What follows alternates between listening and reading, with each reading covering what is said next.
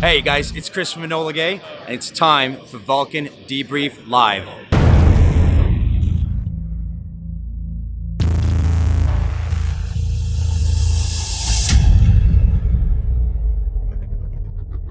Welcome to the most interactive airsoft show on the interwebs. It's the Valken Debrief Airsoft live show. Each and every episode is sponsored by the fine folks at Enola Gay. Also, don't forget to sign up for the largest growing airsoft community in the world, known as the Valken Alliance. You can link up with other Alliance members throughout your region on our Facebook groups by just searching the Valken Alliance. We also offer Alliance sponsorships for qualified airsoft teams. And the Valken Debrief also shares local and national airsoft events so you don't miss out what's going on in your region. We also give away some sweet products from time to time, so the more you interact, the greater the chance you could win. And we work hard to bring you new and exciting special guests during each episode. You can also find us at many airsoft events throughout the world. And if you miss any of our live casts, you can always catch the rewind on our YouTube channel or SoundCloud. So sit back and get ready for your Valken Debrief.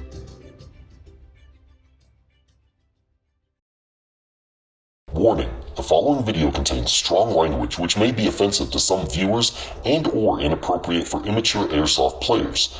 The content within this video is intended for mature audiences with common sense only. Hey everybody, welcome back to the Valken Debrief Airsoft live show.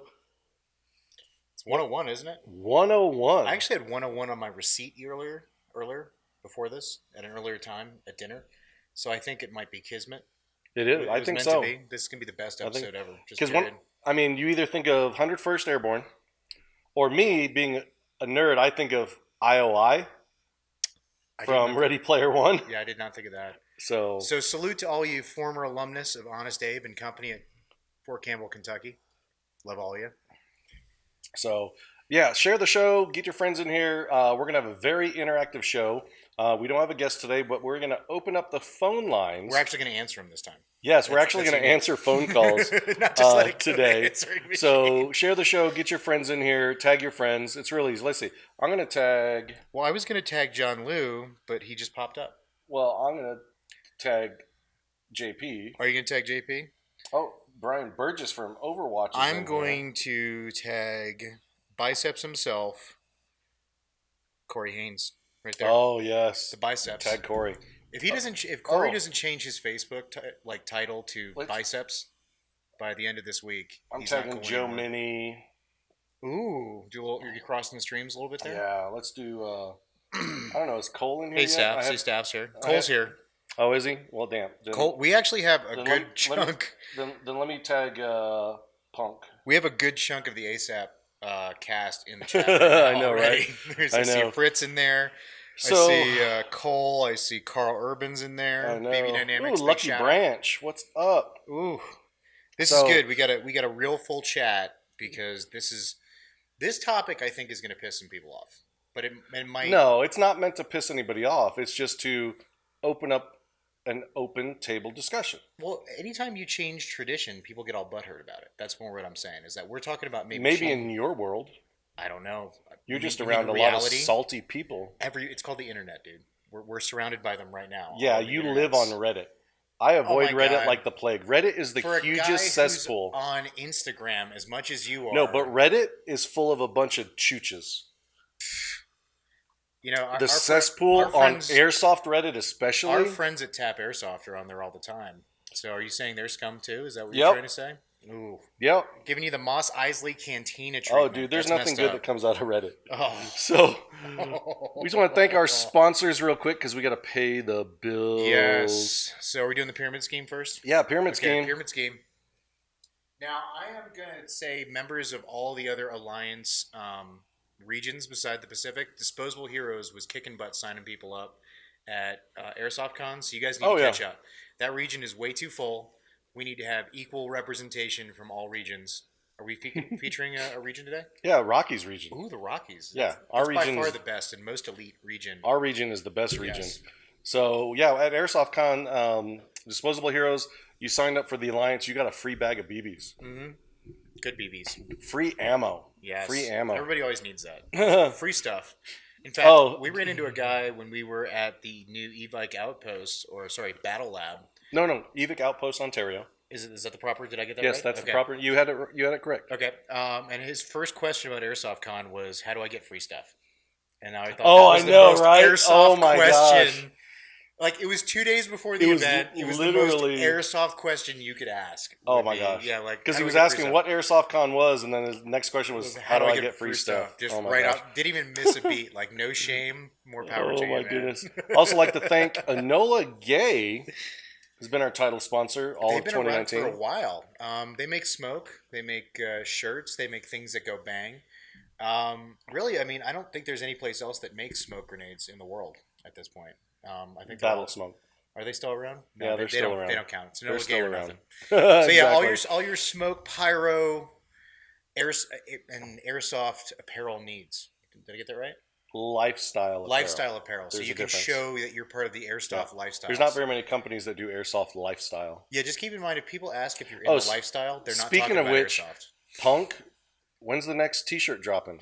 Come on now. Ooh. Is there You know? t-shirts? I don't know if I want to ask Corey. I don't want to trigger Corey about airsoft shirts, but Do you think Corey dreams about t-shirts when he's sleeping? I think at this point. no. If he does get to sleep, I've heard. I don't doesn't think he does get much to sleep. anymore. Yeah. So, if you can't hang out for the entire show tonight, it's okay.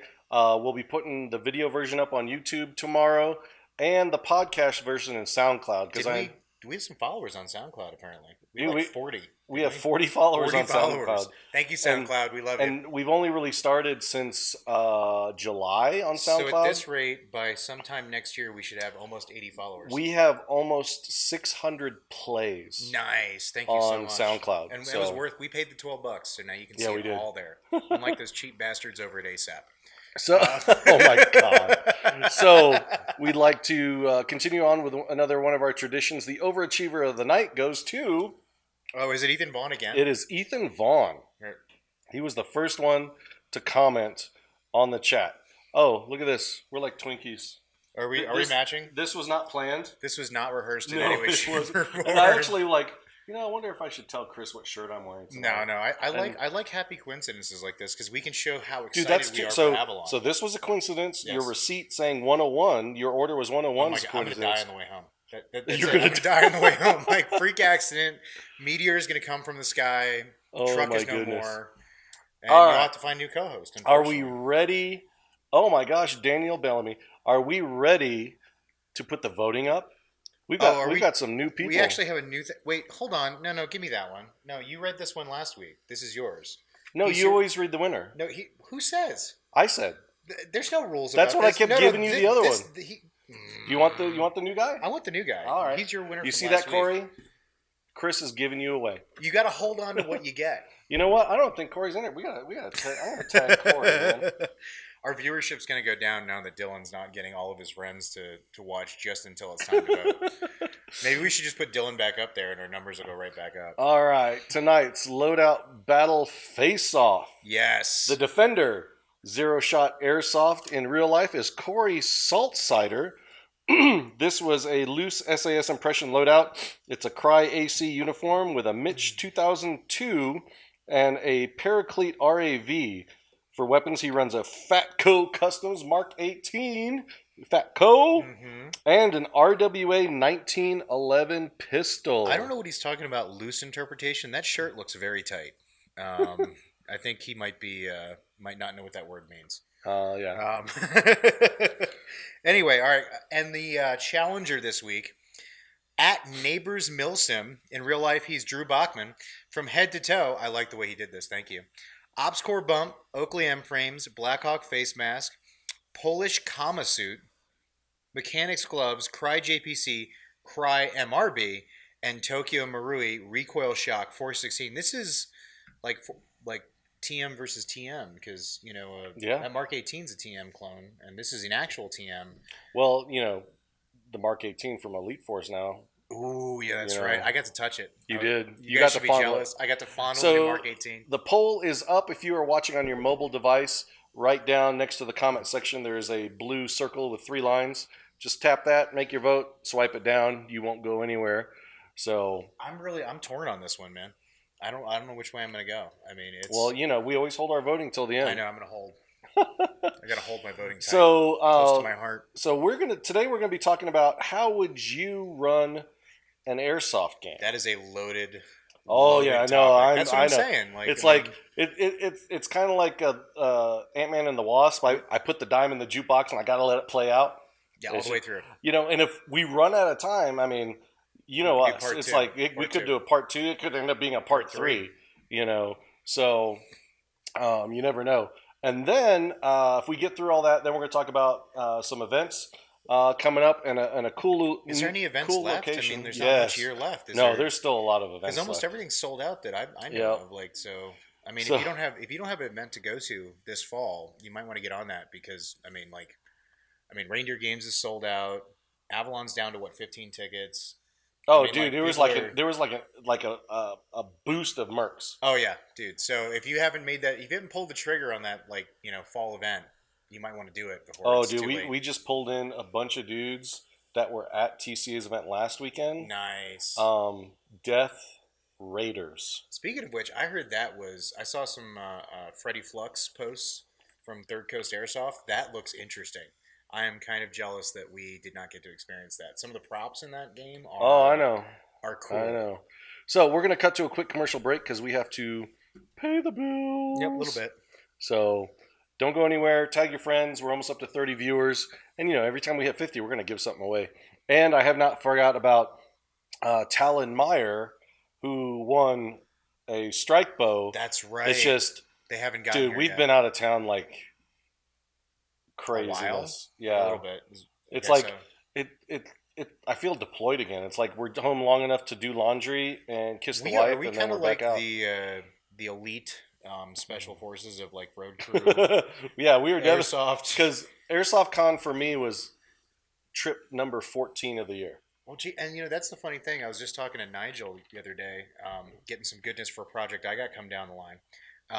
And he was like, "So what's your next event?" And I was like, "Well, we got this, this, and this, and this." And then he's like, "Oh, we're not doing anything till Reindeer Games." I was like, "Oh wow, we like everybody we run into. They're like, how do you guys keep this schedule up?" I'm like, "I don't know. You just go. I know, Like, right? what do you do? So All right, so we're going to cut to a quick commercial. It's going to be fast. Don't go anywhere.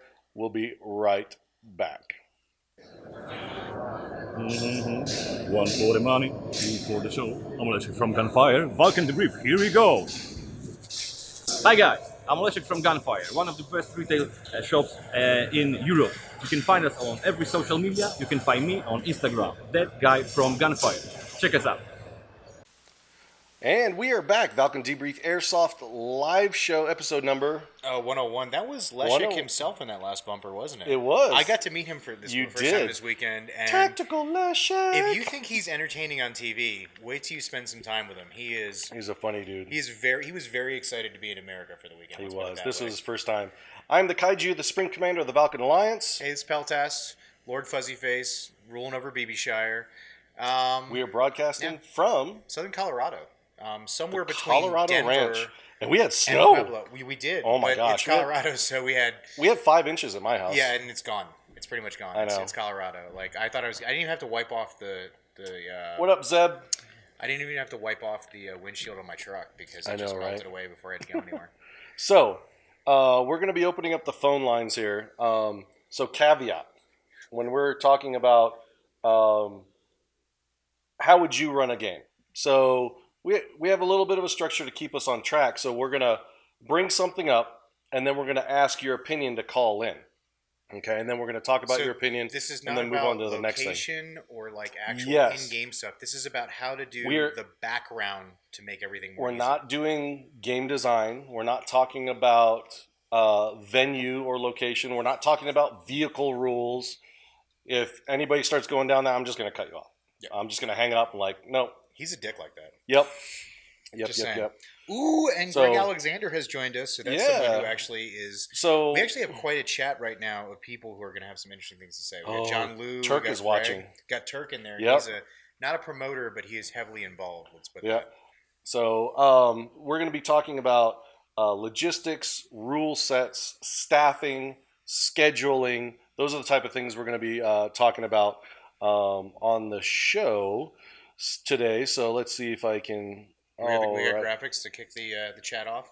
So It's the first topic of discussion. all right. Oh, first topic. And we're not going to do this PowerPoint style. We're not just going to read PowerPoint slides to you because we're not those guys. Well, there you go. There's a PowerPoint slide.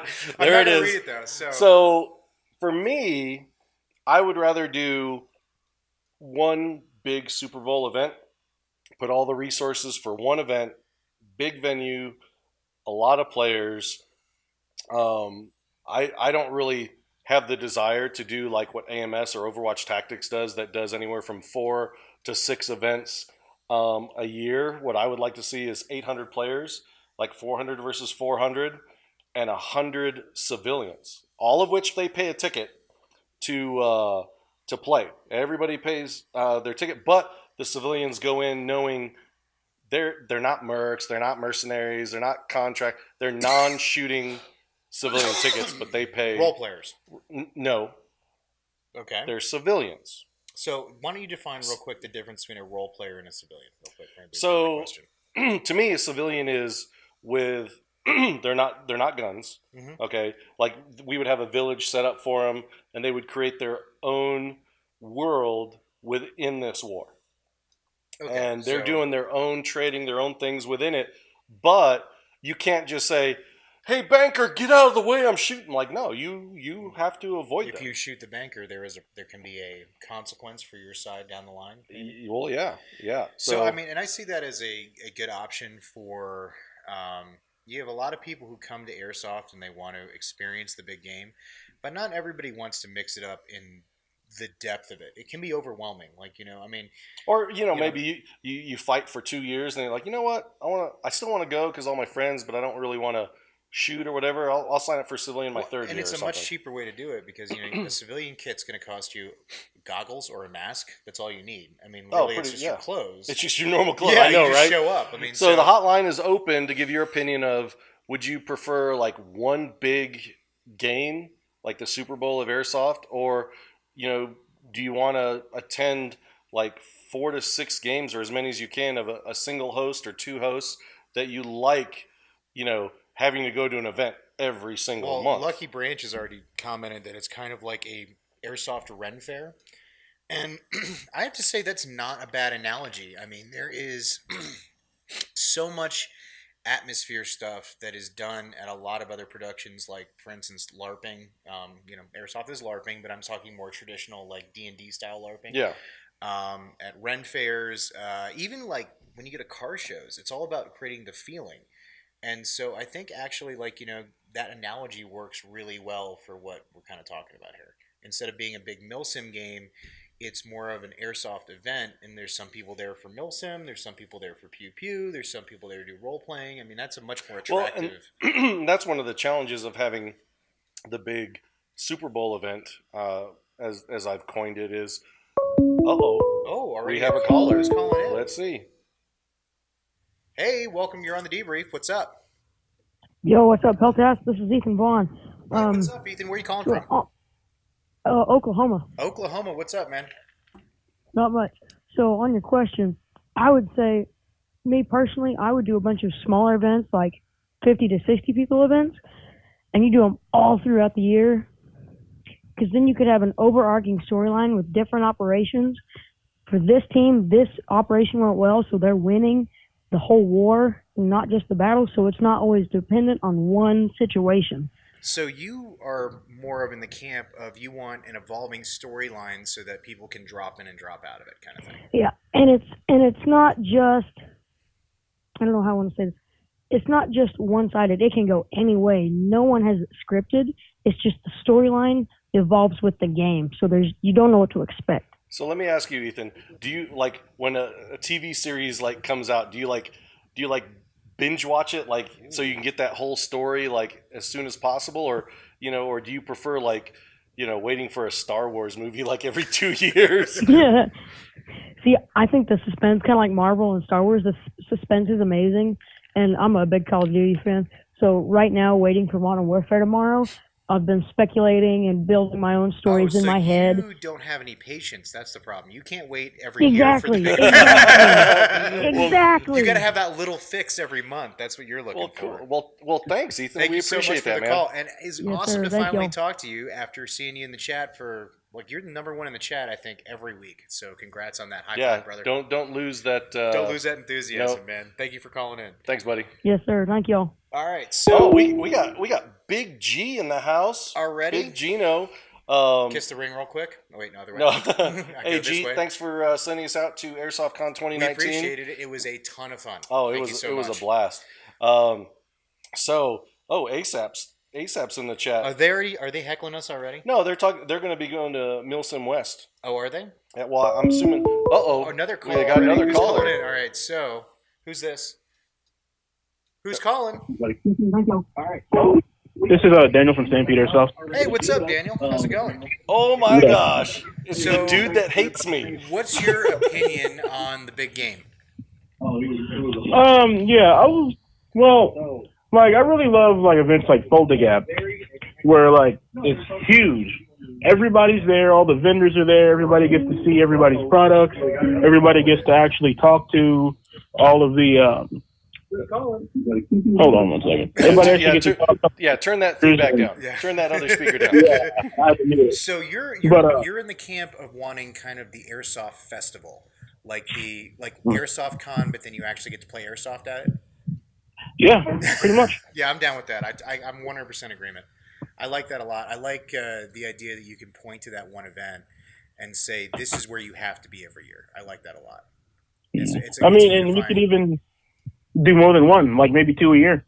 Oh, you know. It always could be 2 major Super Bowls. Would that be like that'd be like when we had the XFL? You could do like maybe one that's closer to the West Coast and then one that's closer to the East Coast. Well, because it does seem to be regional. I mean, honestly, it does. So yeah, awesome. Thanks for the input, bud. How's things going at Stampede? Things are going good. We're busy. We just finished putting everything back together and cleaning up. Oh, that's good to hear. So you guys did finally got reset from your big Faluda Gap trip. Oh yeah. Cool. Good to hear. Oh yeah. Thanks so much for calling in, brother. Yeah. You guys have a good night. You too. All right. So oh man, I think we've got a split of opinion there. Yeah. I don't know. I can't really.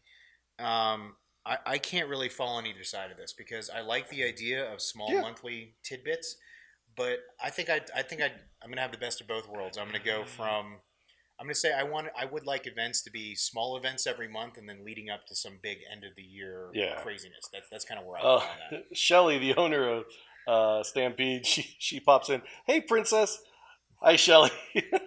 Are you princess now? Is there a She story calls that me I don't? princess. Oh, she calls you princess. I like Shelly Yeah. a lot. Yeah, you'll have to wait for that story. I already like So up next, and I think this is gonna blow some people up, but uniforms. Ooh. So this is how I would do it. There are no assigned uniforms per faction. You can wear whatever faction or whatever uniform you want. Whatever, you want flak tarn, wear flak tarn. You want Swedish camo, wear Swedish camo. You want good old woodland M81, you wear that, because what my preference is that I would use colored armbands, and each player would get 2. One armband would have Velcro on it, which you'd get the event patch on that, but it would also be in permanent ink the player number, because you're assigned a player ID number. And then on the other arm, you actually get an LED armband that has the base color, and I would use blue and green. Or when I say green, I mean like bright green, almost yellow. The only thing I don't like about this idea is that sometimes you don't see an arm.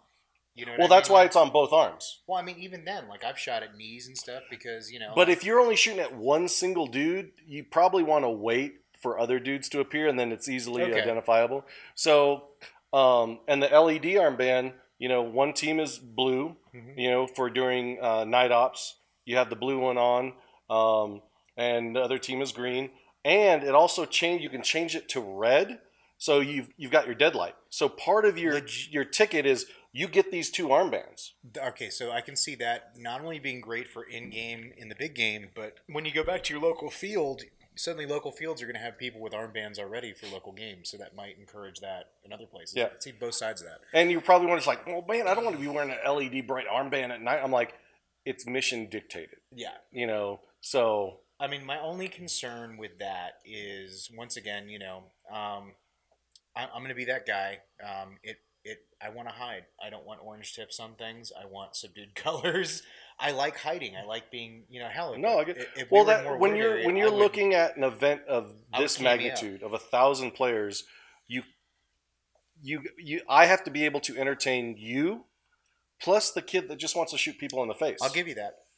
No, so it's it's gotta. personal, right? Oh yeah.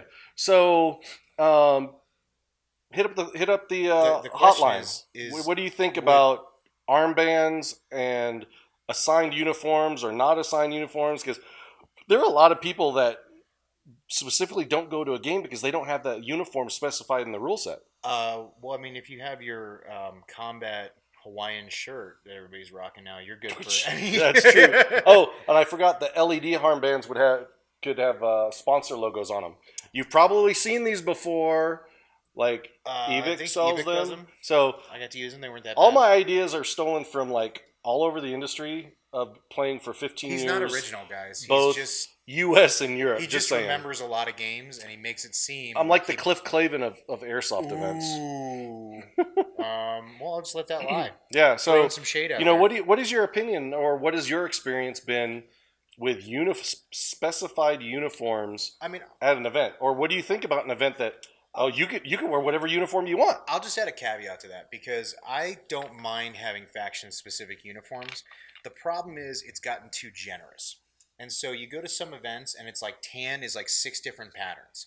And then green is 6 different separate patterns. And then you have transition camos. You don't know what side they're on. Yeah, and then having to remember, like, I mean, and I'm gonna pick on AMS with this because you guys are kind of bad about it, but you guys allow so much camo that half the time I have discussions where I'm like, is he on our team? And someone else is like, I think that's multicam Blopic, and I don't know. Like you have to spend half your time identifying what people are wearing. Well, even like arid multicam, it gets rained on and it gets wet, it turns dark. It becomes tropic multicam in like, I don't know, 10 minutes of rain. Daniel Bellamy from Stampede, he's giving me a hard time. He's like, get those gears and the motor installed in your MP5 and we can be friends. Oh, did he want to put a motor and gears as well in there, or were you against that? Was there a difference of opinion? Benny, one of his coworker that's a tech, had me upgrade what needed to be upgraded. But Daniel's on the side of the fence where it's like, no man, if you're gonna go gearbox, you got to go full gearbox. I'm actually going full gearbox with mine. You are going. I'm going full gearbox. It's going to Fatco. Sorry. Yeah, Soto, even from Overwatch Tactics, says multicam looks like green.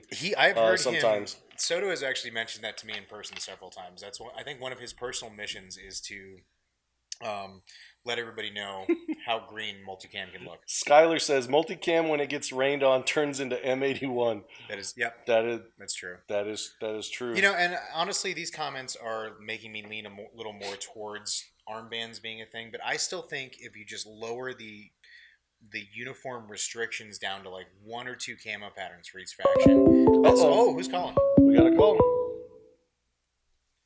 Hey, you're on the debrief. Who are you and where are you calling from? It's Ethan again. Oh, hey. It's Ethan hey, that's okay. You're going to get co-host status if you don't watch out, man. So what's your thoughts on this? So I'm going to say uniforms because I love the immersion of it. And sometimes I just think you see some dude running around in just jean shorts. It's funny, but it kind of ruins the feeling. If you're in your Afghanistan, I mean, I know nothing of actual combat because I'm just a dumb 15-year-old.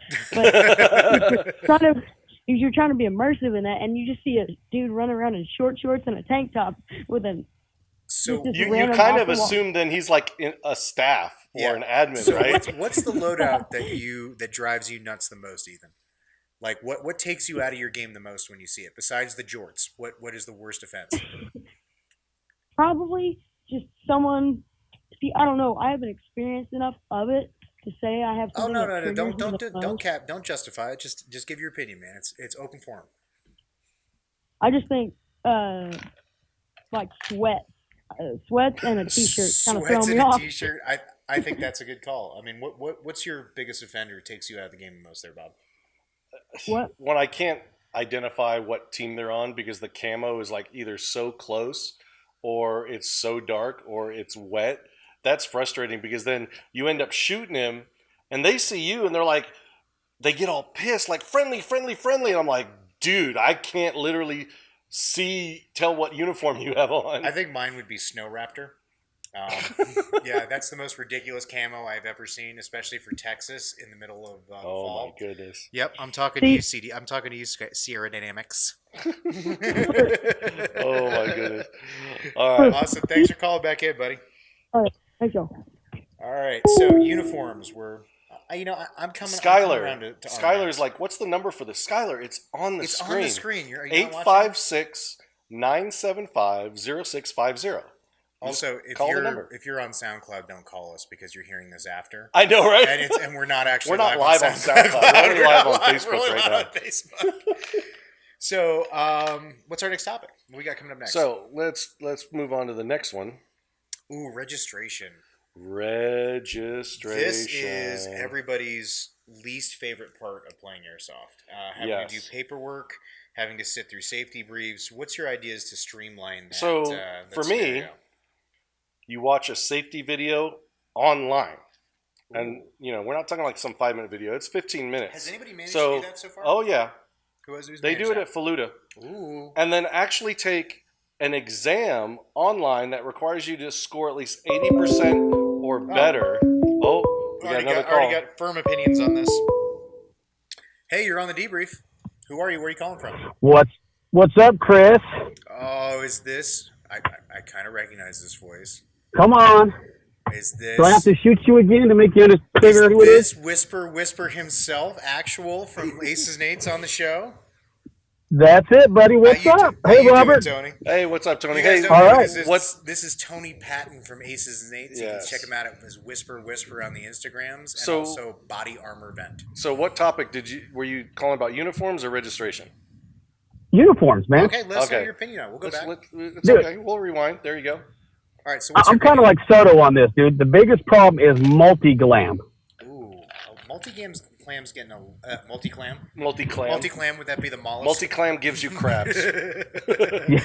Multi-glam Well, the is problem getting is, some, get some hate this like you episode. guys were saying before, there's so many different uniforms out there. Different colors, different versions of uniforms. Let's go back to the old-fashioned days. Tan versus green. Get rid of multicam because you can't tell if multicam's either green or tan. So what would be the two primary camos that you would say for tan and green if you were going to do your perfect setup? My perfect setup would be DCU or chocolate chip, Ooh, that's M81 controversial. or like Ranger green or I can see that. Those are definitive to tan and green patterns. If you're gonna do green and tan, I would say, yeah, it's green and tan, but what about making one side a solid and the other one a camo? Ooh, that's a that. good idea. That works too. I like that too. I even like that too. So how do you feel about armbands? Is it a give away your position issue for you, or are you just not a fan of having to put extra crap? Not a fan of it because we've done it before, especially at 10-8. We've tried it in other places. You come up and you can't see that. So You can't see their arm because they're tucked in. Shot my own players. What's your My armbands are 4 inches tall. I'm not talking about like a little strip of 1 inch. That's your height, Robert. Oh my god! So if you All were right, gonna I'll have- give you that one. If you were going to have an alternative marking system that wasn't the color-wise, how would you do it, Tony? I don't think you'd have to have some type of a like a stripe throughout the body. I mean, like like a band. Like you'd have to have like 4 bands: legs, arms. Like a big PT belt kind of setup, or like a... Yeah, well, you got like Robert said, armbands, but have to have it on your around your knee, Oh, and so then you look like a your construction elbow area. Not up high on your arm, but your elbows, your knees. What Oh, about okay. marking Except tape that- on your gun? Ooh, I like that too. Kind of like the California, how That would- California has to mark, but it's just, where it's sticky's not going to Because get you. if you're doing this properly, your gun should lead you wherever you go, and if your gun's Correct. marked, then you're That should be the first thing they see. And if he's not pointing a gun at you, then he's not a threat, so don't shoot him. Right? Is that how it works? Rich from Shrike Tactical says, I just shoot everyone. Oh, there you go. Thanks so much for calling in, Tony. We appreciate it. No problem. Talk to you guys later. See you tomorrow, Robert. All right, man. See you tomorrow. All right. So firm opinions today. Yeah. I like this. All right, let's get back to registration. So, online video, online score, and then when you pass, it gives you a certificate in your name. Can you frame it and put it in your shadow Well, box? you could screen cap it, you could download it, because guess what? You're going to need that to check in, Ooh. and then it gives you a rolling code to put in, like when you enter the ticket bud or the ticket system, you have to enter this code to buy your ticket. And I know some of you are thinking, oh, well, I'll just share the code with my friend and he'll share the code with his number friend. Generator, baby. No, Random. but still, if they happen to get, you still have to present that certificate that Unique. you passed with your score at check-in that's got your name on And it. some of the airsofters I know, that's going to be the first positive certificate they've gotten in their life. I mean, like, it's going to be the best report card they've ever gotten. So, I mean, this could work on many And levels. the reason why I suggest this doing, we're a digital age, but it saves time from having to do this at an event. Because, I mean, you're running a 1,000-person event. This is kind of hard to do. Yeah. It is really hard to do to get 1,000 people to attend a safety brief. I will tell you what, the safety brief at Broken Home in that god-awful un-air conditioned garage in the middle of summer in Oklahoma, that's the hardest part of the event right there. And so I can imagine doing that time. So, hey, you're on the debrief. Who is it? What's up? Where are you from? Hey, this is Skylar out of Wichita, Kansas. Hey, what's up, Skylar? How's it going? Oh, it's going great. So that registration thing. Yeah. Yeah, I've been to like 10 ops and it's always the same. So honestly, the online safety video would probably be best. Okay, so here's how we change this, boys and girls. Start bitching in every production company's forums right now. Oh, so just bomb their forums. So you're saying and their you've been pages. to like multiple events, and you're just hearing like the same thing over and over and over again. Yeah, it's basically the same thing. Like I went to War Games, like, okay, well, don't do that. Of course, don't do that. Why would I do that? That's Like, dumb. keep I like Skylar. Why would I like Skylar. Why would I throw a Thunderbeat inside a Humvee? Like, Actually, okay. definitely did not do that at Broken Home 1, but that actually happened at Lion Claws a couple weeks ago. I Oh don't know my! if you heard. We don't talk about that. Yeah, it was crazy. So here was the justification was, in the rule set it says the only way to take down a vehicle is through a Nerf rocket. Well, the person that dropped a Thunder V or a grenade through the top turret from above from a second story window said, well, it does not say I can't kill it with a grenade. And it was like, oh, dude.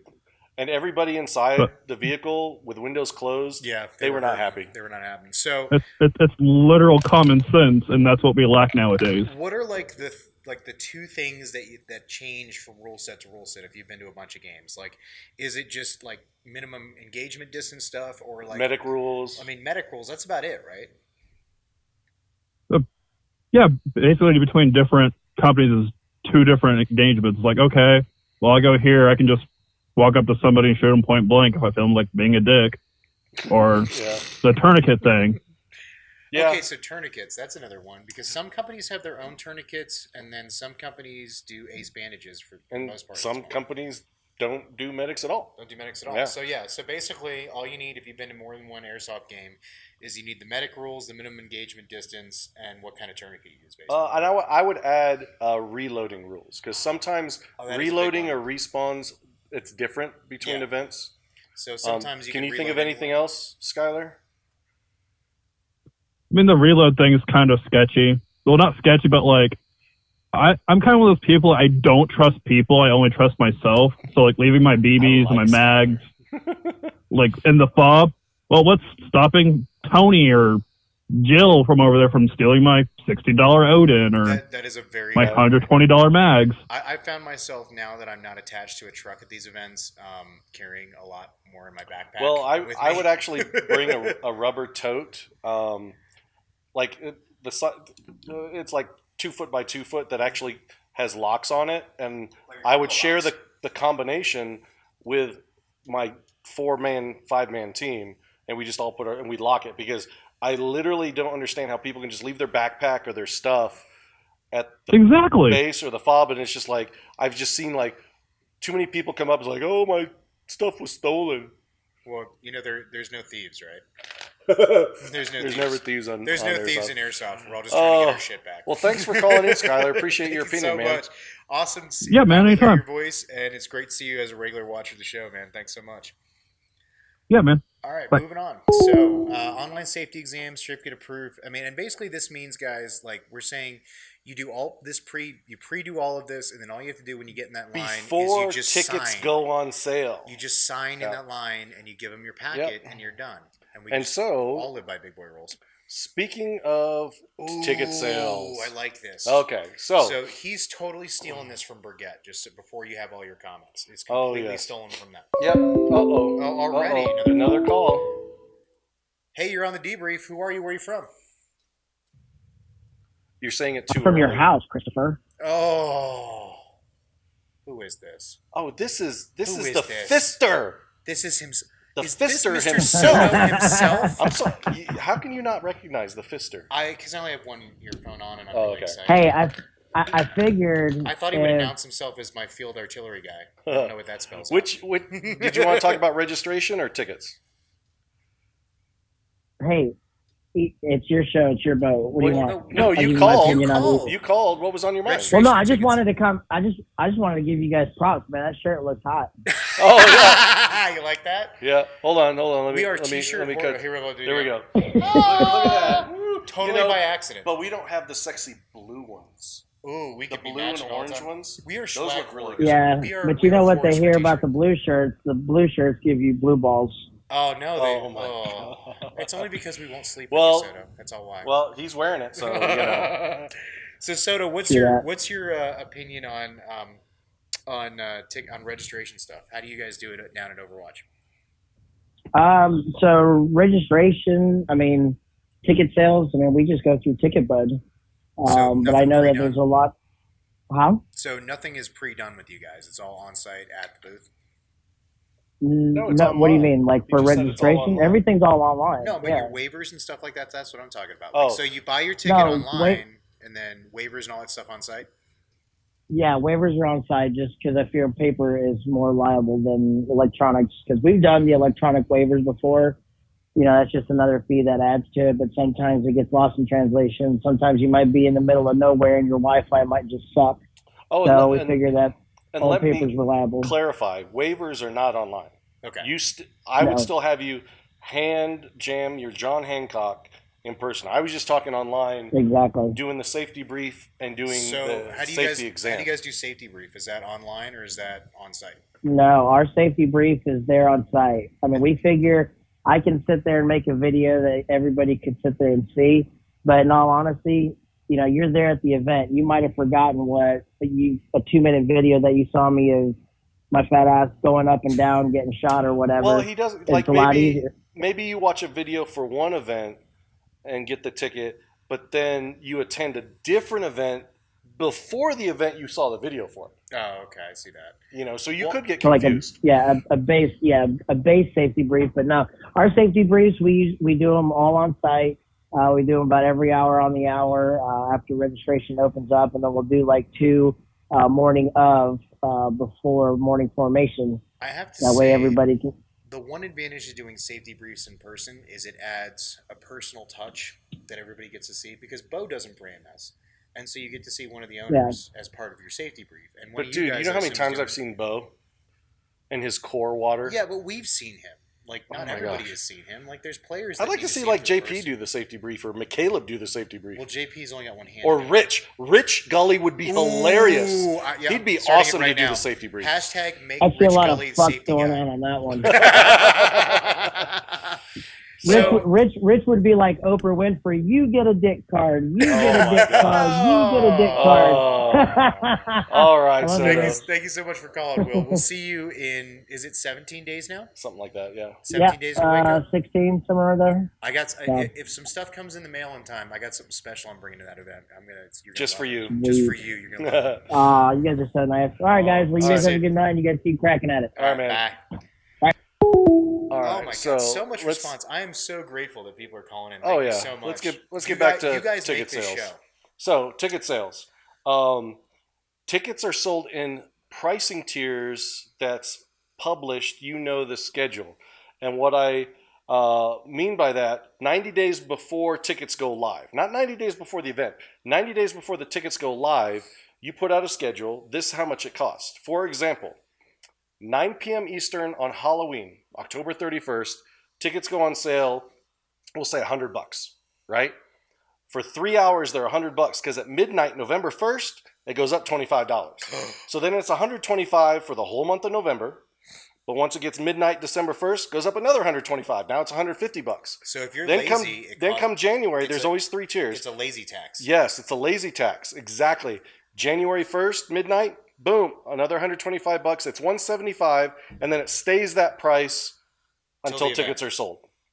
Right? How does that work for Brigade? Do they sell out quickly? Oh, dude, they crash the server like within the first hour. That is awesome. I mean, when you're talking like a 3,000 player event, they sell like 2,000 in 3 hours. That's ridiculous. I mean, it's crazy. And then, but when you publish that schedule for 90 days, right?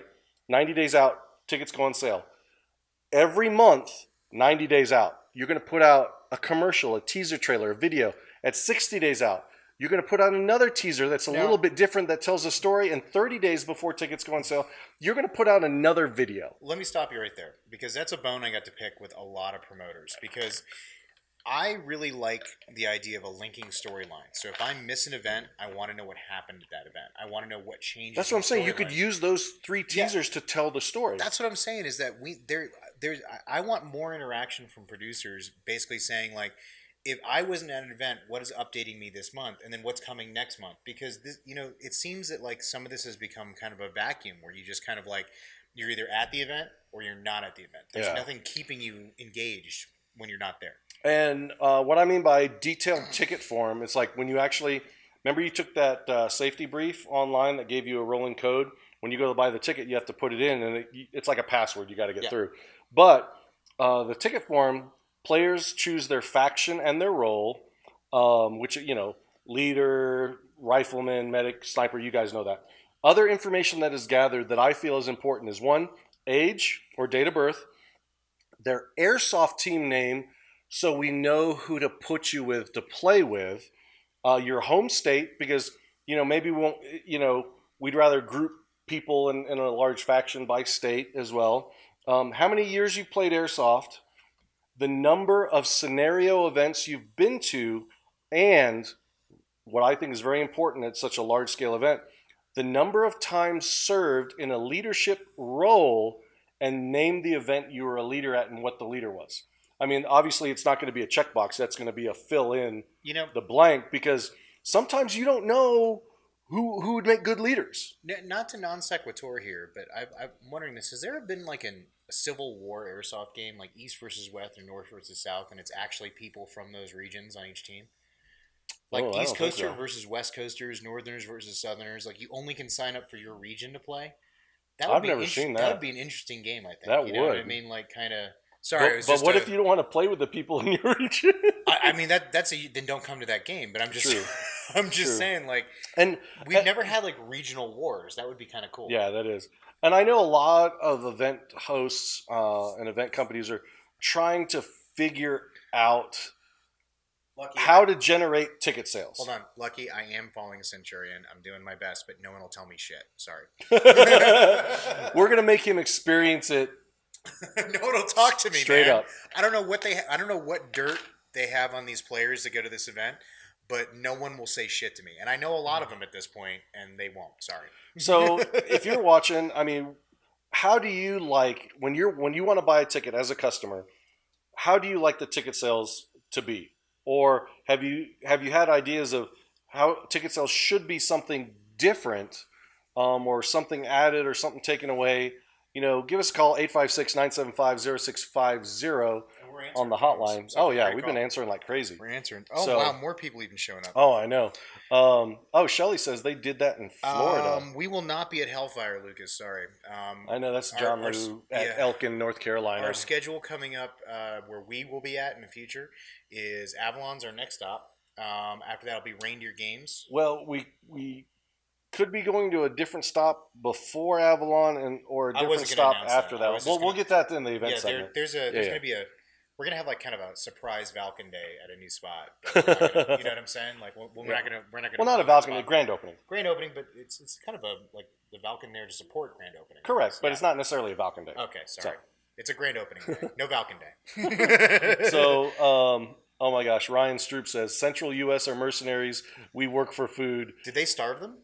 Does that actually happen? I don't know. Like, I mean, do they keep Chow away? Like, because there's one way to piss me off, and that's to interrupt Chow. oh, That's Mrs. never good. Kaiju's in the chat. She's like, "Don't sell tickets to Kaiju." Ooh. That's how she wants to see ticket sales change. Fist Oh, bump? Who's calling? wait till I point at you. I was gonna see. Now I'm gonna do it. Hey, it's the debrief. Who are you? Where are you calling from? Hey. I was just saying who's Hey, calling. it's Skylar What's again. everything? Hey, Skylar. Oh, what's it's up? Skylar. Skylar again. So I'm how do trying you to feel give people about ticket time to sales? call. Oh, no trying. Ticket worries. sales. Yeah, no, that's cool. No, we were just here to chat, What? man. So if you just want to call in the whole show, go for it. I like the way American Milsom does their ticket sales. Like, they give it like, okay, well, it's going to go on sale on this day. The only thing I don't like about it is they only give you like a week in advance notice. Oh, so you that's want? So it's like, because AMS usually they put tickets on sale like 90 days out. Yeah. But they usually only tell you the week before. Hey, this is when tickets are And going on sale honestly, next like- week, next Monday. Boom. Some of these events are I mean- $250. So like, you need time to plan that out in your budget a little bit when you buy them. You know? yeah, like my job's pretty chill. I'm like, hey, I need this day off. Like, yeah, cool, go for it, dude. But like, I don't think other people's jobs are like that. No, you're right. I mean, adulting definitely gets in the way of childhood. our pew activities on the weekend, and you know when you're trying to save up those vacation hours, an airsoft event eats up a lot of it. It does. What would you say Oh, it is does. a reasonable lead time to know tickets are going on sale? Like, what would you actually need? Like 2 or 3 months, something like that? Or what are you looking for? I'd say at least a month. A Okay. month is plenty of time. Maybe redo your finances a little bit if you're So, ballsy or whatever. if you're listening, at least 30 days warning before the actual date when they go on sale. Also, I've noticed that, and I'm not picking on AMS with this, but like a couple times I've gone to buy tickets and like they were supposed to be available for sale, so and then they're not available I until actually like 3 have hours I later. have a question for Skylar. You being a consumer, do you prefer like the tickets to go on sale like like within the first week of the month, like right after the first, mid-month, or right before the end of the month? Ooh. Do you Well, do you think that's you- important? If they give like a heads up, like a month out, I don't feel like that'd be important enough because it's like, okay, we have a whole month of paychecks. Yeah. True. And it also depends on like, it may just be me, but you get those cool 3 paychecks a month. Like, Oh, when you're in like that every cycle like where you 6 get months. when you get the 3 a month, so like that can help out a little bit. Yeah. Yeah. Yeah. So, but like, those are all just different factors. Like, I'm single. I can just go blow money wherever I want. I'm still a young adult. But like, Yeah. Jimmy over there that has 2 kids and a wife Little might not be able to throw money whenever he wants. little That's little true. secret: when you get married, have stuff sent to work so she doesn't know about it. I don't, Mrs. Kaiju. I don't do that. He does that. I don't do that. No. So cool. Thanks so much for calling, brother. Yeah, man.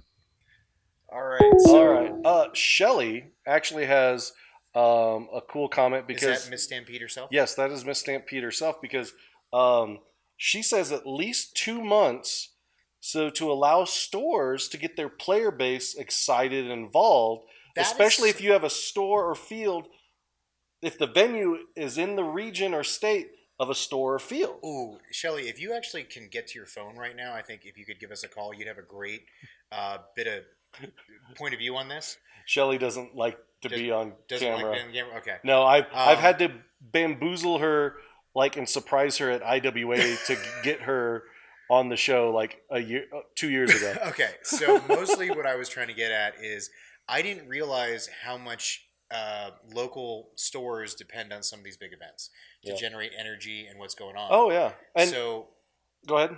so like I didn't really consider that part of the marketing plan and getting ready for these big events should be disseminating that information to retail stores and local and fields so that they can start talking about events coming up. Oh yeah, it's all about cross promotion. Yeah, because I mean, honestly, like if you're a local store and you got 10 players that are getting ready to go to a Milsim West event, they might have to come in and spend a couple $100. Uh-oh, Adelaide busted us. Yeah, this is Kaiju. So I mean, they might come in and spend some money in your store getting ready for that event. Oh, so it's absolutely. in your best interest to promote it. Lucky Branch says Fold a Gap is always the second weekend of October and goes on sale every year June 1st at $50. If you wait until walk-on, it's $85. So, I mean, this is why I like the Uh-oh, who's calling? Ruh-roh. Hello, you're on the Valken Debrief. Who are you? Where are you calling from? Hey, this is Shelly. Oh, we got her on the phone. We got goodness. her. So, Shelly, awesome to have you here. And obviously you made a fool of Robert because he believed you wouldn't do it. You came on simply to talk to me. I'm going to make fun of him all week for this. So what steps do you guys take at your store? Do you guys have a field and a store or just a store? Yeah, we have a field and a store. So what steps do you guys take place when you know like a big Milsim West or AMS or Lion Claws is coming up soon? Like how do you start getting your players excited about that? Honestly, for us, it's just more or less getting our player base excited because there's a lot of games that aren't necessarily in Florida. So we try to get our player base excited. One is keeping the enthusiasm and the excitement because Florida's kind of out of the loop in most stuff. So there are a few games that we can get our players to go. We like to travel in a crowd and keep everybody, really into it. We haven't done a whole lot of any of the Milsim West or any of that lately. Hopefully this year we're going to start amping it up a little bit, but for us it's just getting everybody into it and keeping that alive. So education is a big key, not only to airsoft products but for airsoft events, in your opinion. Oh yeah, absolutely. I think so. We can bring that experience to these players that haven't been before, and we always tell them it's fun to go with people that know people because you have a little bit of a different I guess a little bit of a different spin on things, and you kind of know what to expect. And it's fun to bring new players because then they get in it, and it increases your store volume, it increases your field excitement, and it just kind of rejuvenates everybody. When you guys go to a big event, do you guys try to convoy with your local players? Do you guys make an effort to say like, hey, we're leaving out at this time if you want to follow us, and we can all go in a big group in case someone has a breakdown? Is that like because I know some fields do stuff like when that. Shelly go, they go like on a Tuesday because they're bringing like the circus in like a 40-foot trailer. They might have extra people leaving at different times. I mean, you don't need to bring all the people. Yeah, for us, we like to go. I mean, if we're vending, obviously we have to leave a couple days early. But our whole crew, they usually show up, and sometimes it's sporadic, but usually on the way home we have a good time and kind of convoy and stuff. But I'm hoping this year I want to get out to an Overwatch Tactics game for sure, and I want to try some different stuff. I know I owe William. I owe him. He's been good to us. I can sponsor you, Shelly. There's some Merc tickets available for Avalon if you got a free weekend in a couple weeks. Well, no, we talked about it, and she has a scheduling conflict. Oh, is there? November. Okay. So yeah, you mentioned everything's kind of nuts. But you mentioned airsofters, telling other airsofters. So would you say airsoft in general is just one big giant pyramid scheme? I don't know about a pyramid scheme. I mean, really, it's like I tell my friend about airsoft, get him to come out to play. He tells two other friends, they come out to play. Because you always talk about... it's extremely like that at our field. The number of new players that we get on a weekly basis is insane. It blows my mind, to be honest. And we do get a lot of older players, which is cool. Unfortunately, there's just not a lot of stuff going on in Florida. So we need the time to schedule out, to get a bunch of people to go. If there is a promoter out there or someone who's thinking about being a promoter, Florida is ripe territory for a big game. You just got to watch out for gators and black panthers. And snakes. Lots of snakes. Animal. Okay, never mind. Sorry. I do have one thing, We go to Fulda every year. We've been there and love it. The game itself, with a little bit of tweaking, I think is going to be awesome. We've always had such a good time. I love the whole Milsim aspect. I know everybody's like, milsim or die. But I think the base could really handle more games like Folda as well. I know we've had this conversation, Rob. I don't think it's always all milsim because not everybody is prepared to run all milsim or understand all milsim. What's your ideal big game then? If it's not milsim. I mean, honestly, she said she likes Folda. Folda Gap has, it has its command structures, although often broken down because this command isn't necessarily there. But Shelly, that's every airsoft event. Command breaks down. It is, and it's unfortunate because people get so geared up and ready to go to a milsim, and there's just maybe not enough shooting, or it's just a big cluster. You know what I mean? Yeah. I just think that it doesn't always have to necessarily be milsim. Like, let's go tan on green, have some vehicles, and just have a bunch of missions and just go. I think it's gotten to where it's so overproduced sometimes. I'm not saying all games, because obviously we haven't been to any Overwatch or anything like that. But sometimes the puzzles are too complicated. I have to high five Shell with this because what I'm hearing right now is digital high five, Shell. Simplicity is key. You don't need to have a big overproduced storyline. You don't need to have the most intricate uniforms. You don't need to have special super secret scroll missions on Friday night. You just need to put enough people in one place and give them one thing to fight over and let them fight over it, is what you're saying? I mean, more than just one thing. I mean, in any game we've ever played, we've always been like the chargers. So you've got your ones that want to guard a base, and then you've got those that are hard chargers. And I think as long as you keep the hard chargers, like, pumped up with like different missions and stuff like that. I mean, we've been to games where the game is completely broken down, and then they make us sit at a base so that the other team specifically knows where we are. Like, I think it all depends on your player base too, and I understand that. We have a field, you have to run games based on your player base, but, keep watching, because I actually addressed that here later on in the show. We're going to be talking about that just shortly. So thank you so much for calling, Shelly, dude. I really appreciate this, and I've heard such awesome things about what you guys are doing down at Stampede. Please keep it up. Thank you. I appreciate it. Thanks, guys. Awesome. Bye-bye. All right. So what's our next topic? Next up is staff. Staff? And not Christopher Stafford. No. And not staff. infection. Hey, staff. But staff. Like people who are paid to actually work at the event? Right. And I think one of the pitfalls of an event company when it comes to staff is they don't have enough. They don't have enough staff based on the number. Let me catch you. Hold on for a second. Hey, Eric, thank you so much for that comment. He said... Well, we got a call, dude. I can't ignore the call. Well, then answer the call. Who's calling? God. This is harder than normal show. Hey, Valken Debrief. Who are you? Where are you calling from? What's up? Ethan, again. Ethan, again. What you got, Ethan?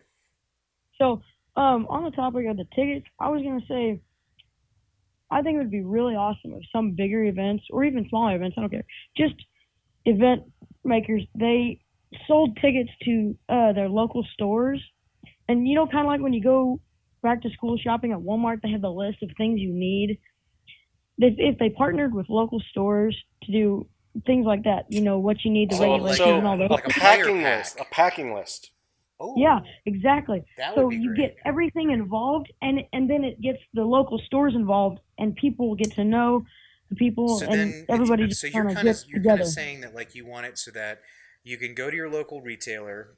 They've already got a downloadable list or something from the local promotional pack. Promotional pack. Yeah. And basically, you go in there and say, "Hey, I'm a local player at my local field. What do I need to step up to go to this big game?" And right, because they may go into that store and they see like a poster of this event and like, hey, what do I need to know for that? And that is genius, Ethan. Dude, for 15 years old, you are smart, dude. What's your plans for the future? Man. Are you planning on being a race car driver, fireman? Because I think you have a future in business if you are if you are smart about it, my friend. Thank you so much for calling, buddy. That is an awesome idea. Thank you. And old Eric O'Cuman here is saying, maybe the problem is everyone calls big games milsim and slap a command structure sticker on it. So I'm guessing it's a terminology thing. Just because we use the word milsim, we have to live up to. I think there's several. I don't know if you call it soliloquies or socially accepted conventions. There's some terms in airsoft that have kind of carried over. They've gotten convoluted, and I'll start with something very simple like deans, connectors. Dean was the dude that invented them, but they're called T connectors, but people still refer to them as Deans. Or bio. I mean, it's not necessarily biodegradability, but it's no one really knew what to call non-plastic BBs, and bio was just kind of like the accepted thing. And I think now we've gotten to the point where like milsim, there's a lot of people that don't understand what milsim is, and like Punk said, they just slap it on there. And milsim to me is just a restriction on ammo more than anything else, and how fast you can fire. Like that's more what it is. It's just to me, milsim can't carry too many the rounds. game is centered not around ammo, but around attrition. Yes, that's what I think is more important is attrition, that you actually have a to and fro like a yo-yo. And I wish there was a better term for like restricting ammo and rates of fire and stuff to get that yo-yo, like a real sim or something like that, because that's actually what you're simulating. You're limiting the amount of ammo people can carry. You're limiting what the guns actually do to get more movement out of the game. So let me get back on track to staff. So how I look at it is, for a 1,000-person event, my staff is going to be 30 people. Okay, I've got 10 core staff, 10 OPFOR staff, and 10 role-playing staff. And role-playing is not civilians. Break that down. What is OPFOR actually? Can you break that down for the audience? Because you may be using that term one way, people may take that another way. I'm going to take 10 individuals to play OPFOR, like an opposing force, and these 10 individuals are not from the same airsoft team. My perfect world, I would want to grab 10 individuals that are on 10 separate teams. The reason why I would want to do that, and I'm very passionate about that, is with a team, sometimes you get an ego, and they start playing to their benefit, and they don't follow what I'm telling them as OPFOR. So that's, sorry, soapbox there. Whoa, did you hear that? He got a little... Yeah. Would you say you got triggered there? I did. And also, OPFOR always die under a specific guidance. They're not there to wreck the player base. They are there to slow or impede, but die off. It's the, if you guys ever played football, it's the term practice hero. You got that guy in the practice squad who knows the play, where it's coming, and immediately just shoots in and nails that running back and totally doesn't give a good look to the offense.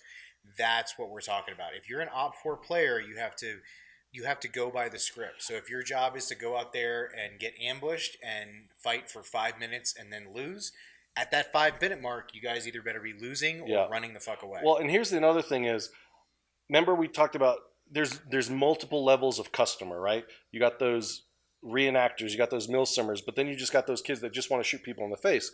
I would also use the OPFOR to lead younger players, or not, and I don't mean just by age, but like I just mean experience. Like a mentor squad. It is, but they specifically lead them to do something simple but epic, to where they get their gun on. Like they're leading them to a spot to conduct an ambush because they know that a milsim platoon is coming through this path here in like an hour. They're going to set up an ambush, and it's just going to be chaos, chaotic, crazy. Just shoot, just get their gun on. I would also use OPFOR as an extension to take specific groups out. So I know they get what they pay for, or they don't get lost, or whatever. Their compensation for the 10 OPFOR, and I'm a firm believer of compensating your staff, is food and lodging. So you take care of their food and a place where they stay while they're at your event. The other thing I have is 10 role players, which is different than the 100 civilian faction. Okay, so define a role player for us. So the role player, the easiest way is they're actors. Like I would go to the local actors guild, the regional actors guild, or the local community college, their drama department, and get people that actually want to act out a script. So you have the civilians who are airsofters, they understand, but then you have 10 embedded role players with that 100 civilians they're very believable. When you interact with them, you're totally immersed. They can actually speak a foreign language, so they talk to you in a wrong language. Or like a Colonel Verduga. Yeah.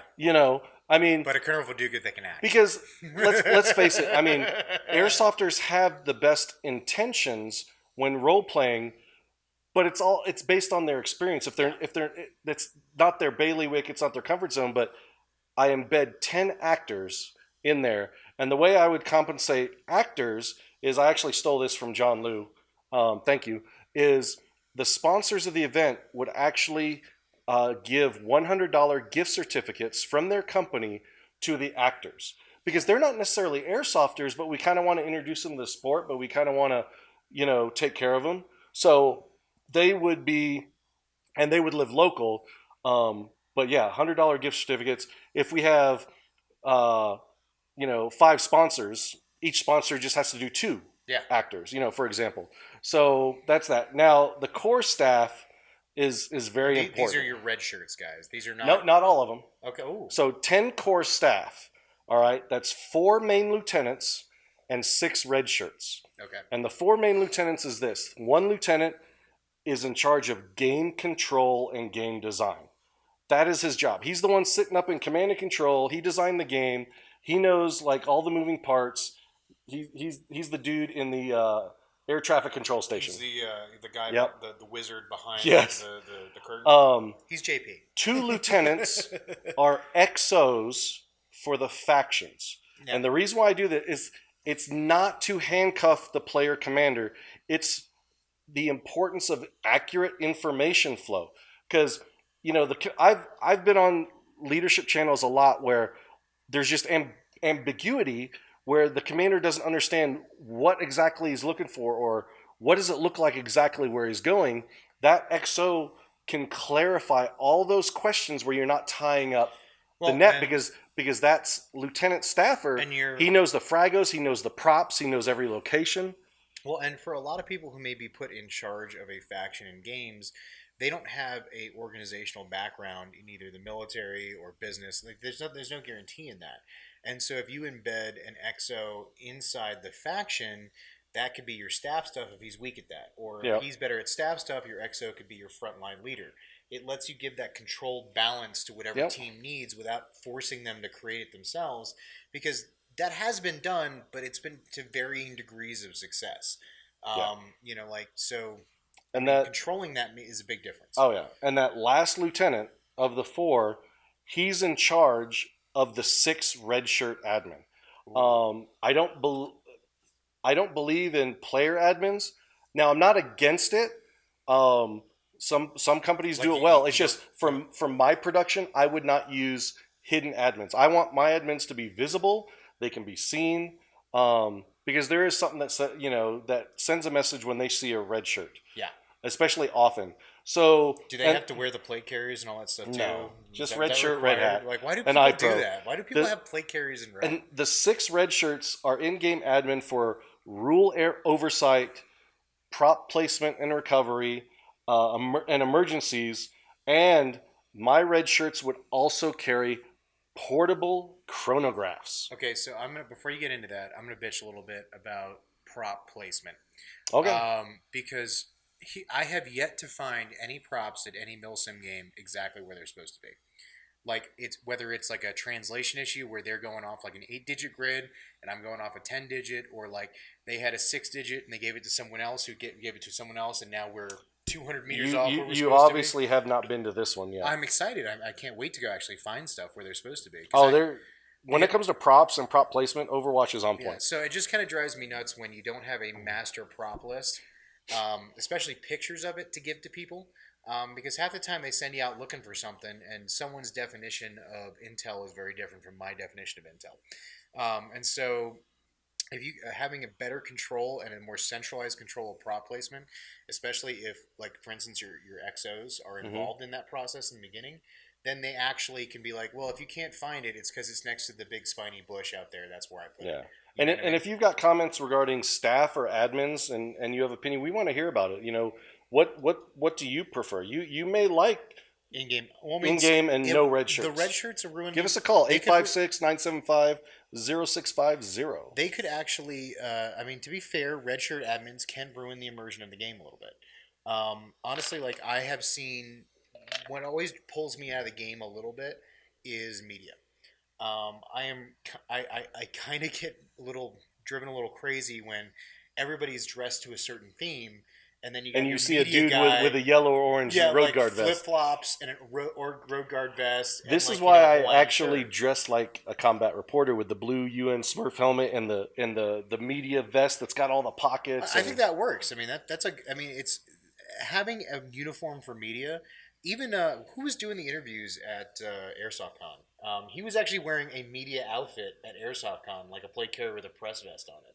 Like, and I think that's just small that touch- was Airsoft Amigos. Was it? in Okay, Canada? Yeah, Airsoft Um, Amigos. Yeah, and just little touches like that can that help keep your head in the game. And I think that sometimes for me, red staff, especially staff driving around in like cars that are not part of the game, it pulls you out a little bit. It makes you forget what you're doing. I mean, and I'm not a big immersion guy, but I still like to be in it. What bugs me though too is being on the other side. Is I'm trying to roll as a combat camera. Is it's supposed to be immersion, right? So why do I have a player yelling at me to get out of the way when he should be actively trying to save me to prevent me from getting in harm's way? Ooh, so here's a question. Is there any production company out there that writes the combat camera into their story? Like they're actually part of it? Centurion. Do they? Okay, They I do. would assume that. But Yeah. I think that should be something that when they have media tickets, I think companies should evaluate what a media ticket actually means. Because if you want to go out there and you want to, play the media role and get media the right way, like there should be consequences for shooting the media people. They shouldn't have road guard vests on. They should be part of the game. You know what I mean? Like you have your media. Like I mean, wars have media on both sides. Yeah, that's true. You know. So continuing on with admin, rule violations. And I'm not talking about rule set. This is like the big ones, for me. So each player is going to receive a waterproof card and a lanyard with their player ID number. Because when you buy your ticket, you're given a number. So on the logistics side, we're going to produce you an armband with that player ID and a player card that has that matching number. And so remember the Velcro armband, the big 4-inch one, has your player number on it. This is a cross-reference and an internal check and balance. I see so many airsofters get into arguments on the field. They get heated, overshot, no hit column, whatever. And when you ask them who was responsible for it, their answer is it's the F guy you. over there with the BB gun in the multicam. Or they'll tell you to go pound Yeah. sand. So all you have to do is be able to see their faction color. And I mean, everybody's running at least a 4-power scope or something, on an airsoft rifle. And you have to be able to read their player number. Oh, you immediately just go report it to your chain of command who gets the admin, and they actually cross-reference a roster, go to that faction, pull them off, and actually talk to them. What were you going to say? Oh, hey, Shell Fost, if I get this right? Fost. Yeah, I want to add to the hugs and kisses for 10 and Jen that you said in that way. We want to add to that. Hi, guys. So the player card actually is stolen from Folda. So it would actually have 2 warning icons on your player card. So if a red shirt comes up to you, and regardless if you were justified or not justified, you're going to get a warning punched. So because there's always he said, she said, you were reported, your number, your name came up. If This is went out of their way to figure out what number you are. You overshot somebody. And the guy could be like, "Oh, I didn't see a red right." I understand that, but I'm going to punch your card. This is a warning. You need trigger discipline to make sure you don't overshot. So it's basically a 3-strike rule. There's 2 warning things on your player card.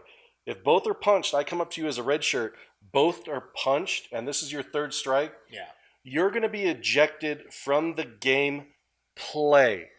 I'm not kicking you from the event. I am ejecting you from the game play because you obviously have broken 3 rules, or 1 rule 3 times where you've been stone cold caught.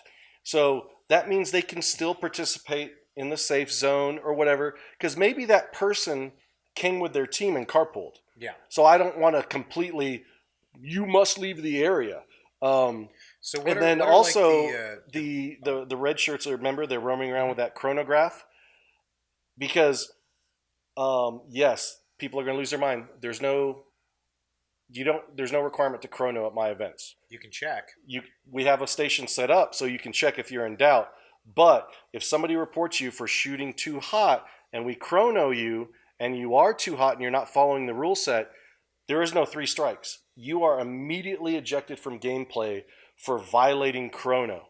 So when it's clear that if you're going to try to shoot hot, if you are caught, because people are going to report you because they don't want to bleed, that's an immediate ejection from gameplay. This solves all of that tournament lock bullshit with HPAs. Because everybody's been trying to figure out what's the best way to tournament lock these things so they can't be adjusted. Just check people on the fly. Yeah. I mean, then you don't have to worry about being locked or not. And then it's just, I mean, this is an honor-based sport, so if you don't have enough honor not to fuck with your regulator, then sorry. Because red shirts can also see how far somebody's shooting, and they'd be like, why is that dude with a rifle out shooting all these other dudes with rifles? I can literally hop up. It's all about the hop up. Everyone's falling short, but this guy's like bouncing hard off the wall. You know, I kind of keep an eye on him, and then when it kind of settles, I'm like, hey, can I just chrono your gun real quick? Boom. All he does is just shoot a couple shots, and then the admin's off. Yep. You know, it doesn't take anything. It's just like, hey, shoot a couple through here real quick. So thank you. What are the cardinal sins of an airsoft game as a player? Oh, we'd like to hear your opinion on that. Yeah, what are the 856-975-0650? What are the cardinal sins that you see a lot? Yeah, there's like 3 of them that I can think of off the top of my head. Well, we won't. No, show. I'm not going to say them right now. Wait. We need somebody to call in. But yeah, call in. Ooh, that's a good point. BB weights are getting out of control. So let's have a little physics talk real quick. Oh. Now, Jewel creep. Now, BB weights are part of that. But if FPS remains at a certain, if FPS never raises, there's only so much energy you can impart on a BB. So as you impart heavier BB weights with the same FPS, they're going to have less energy because you need a certain amount of energy to get that BB going. So you might get more accuracy, yes, but you're not going to get increased velocity. There is going to be a hard distance. limit to how heavy a BB can be put down range with the FPS limits we currently have in the States, and we are rapidly approaching that. The reason that this jewel creep thing has become a huge deal is because people kind of don't see an end. I think when I started playing, the heaviest BB you could get was like a 3.2, you know, and this was only 3 or 4 years ago. I mean, you didn't see them in stores. You had to special order anything heavier than that, and now you're seeing 3.6s and 4.0s sold at fields. So it has been kind of a problem. Excuse me. We are rapidly approaching the ceiling. Oh, we got a call. Oh, someone's gonna tell me I'm wrong. Hey, you're on the debrief. Who are you? Where are you calling from? Is it Ethan? Ethan. Hey, what's up, Ethan? What's your opinion on what we're talking about? All right, so I'm going back to the cardinal sins thing. Ooh, what you got? My biggest pet peeves in cardinal sins are dudes that blatantly overshoot just because they think they're cool. Okay, so I want you to define what overshooting is in your opinion. Yeah, what is it to you? After someone has blatantly put their hand up or their dead rag up and called their hit and started moving to go back to spawn or position themselves in a way that they are no longer shooting at you. Ooh, so you're not even talking about like people who fire the extra rounds. You're not nitpicking. You're saying people who can clearly see that you are out of the game. Blatantly do it. Yeah. Like you're emptying at least half a mid cap on this person. Yeah, that's dirty. People that are infuriated with something, and that is their retaliation for something that they have a grudge for. That person should not be on an airsoft field, period. If you can't restrain yourself to not acting out your anger, and I want to remind everybody, we call these guns toys, but they're still dangerous. You can take out an eye, you can take out a tooth. If you point them at one place, I guarantee these guns will eventually go through skin if they hit the same place enough. Mm-hmm. And so just please, guys, settle your problems with your words. I mean, because remember, everybody else has got an airsoft gun out there too. They can turn around and start shooting as well. It's just never a good idea to vigilante justice that shit.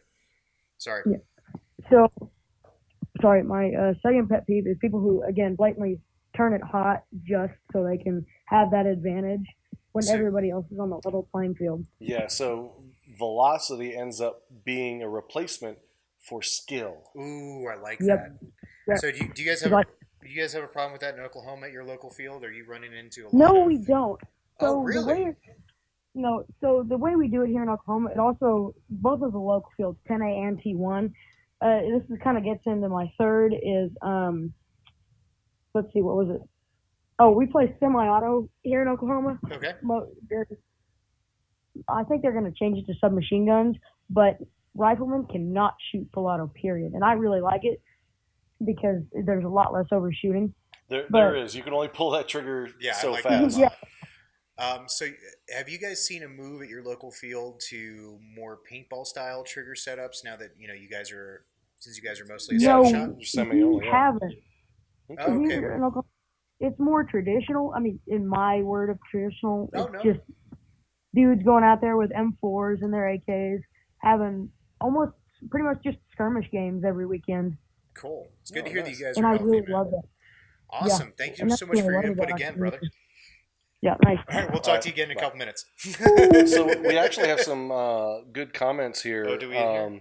So Lucas Love, he actually reminds me, like for rule violations, Lion Claws, their red shirts, if they see a rules violation, especially like iPro, like Full Seal on iPro, they'll actually go take the player's emergency contact card and tell them, leave the field, go fix yourself, and come back, and then you can get your player card.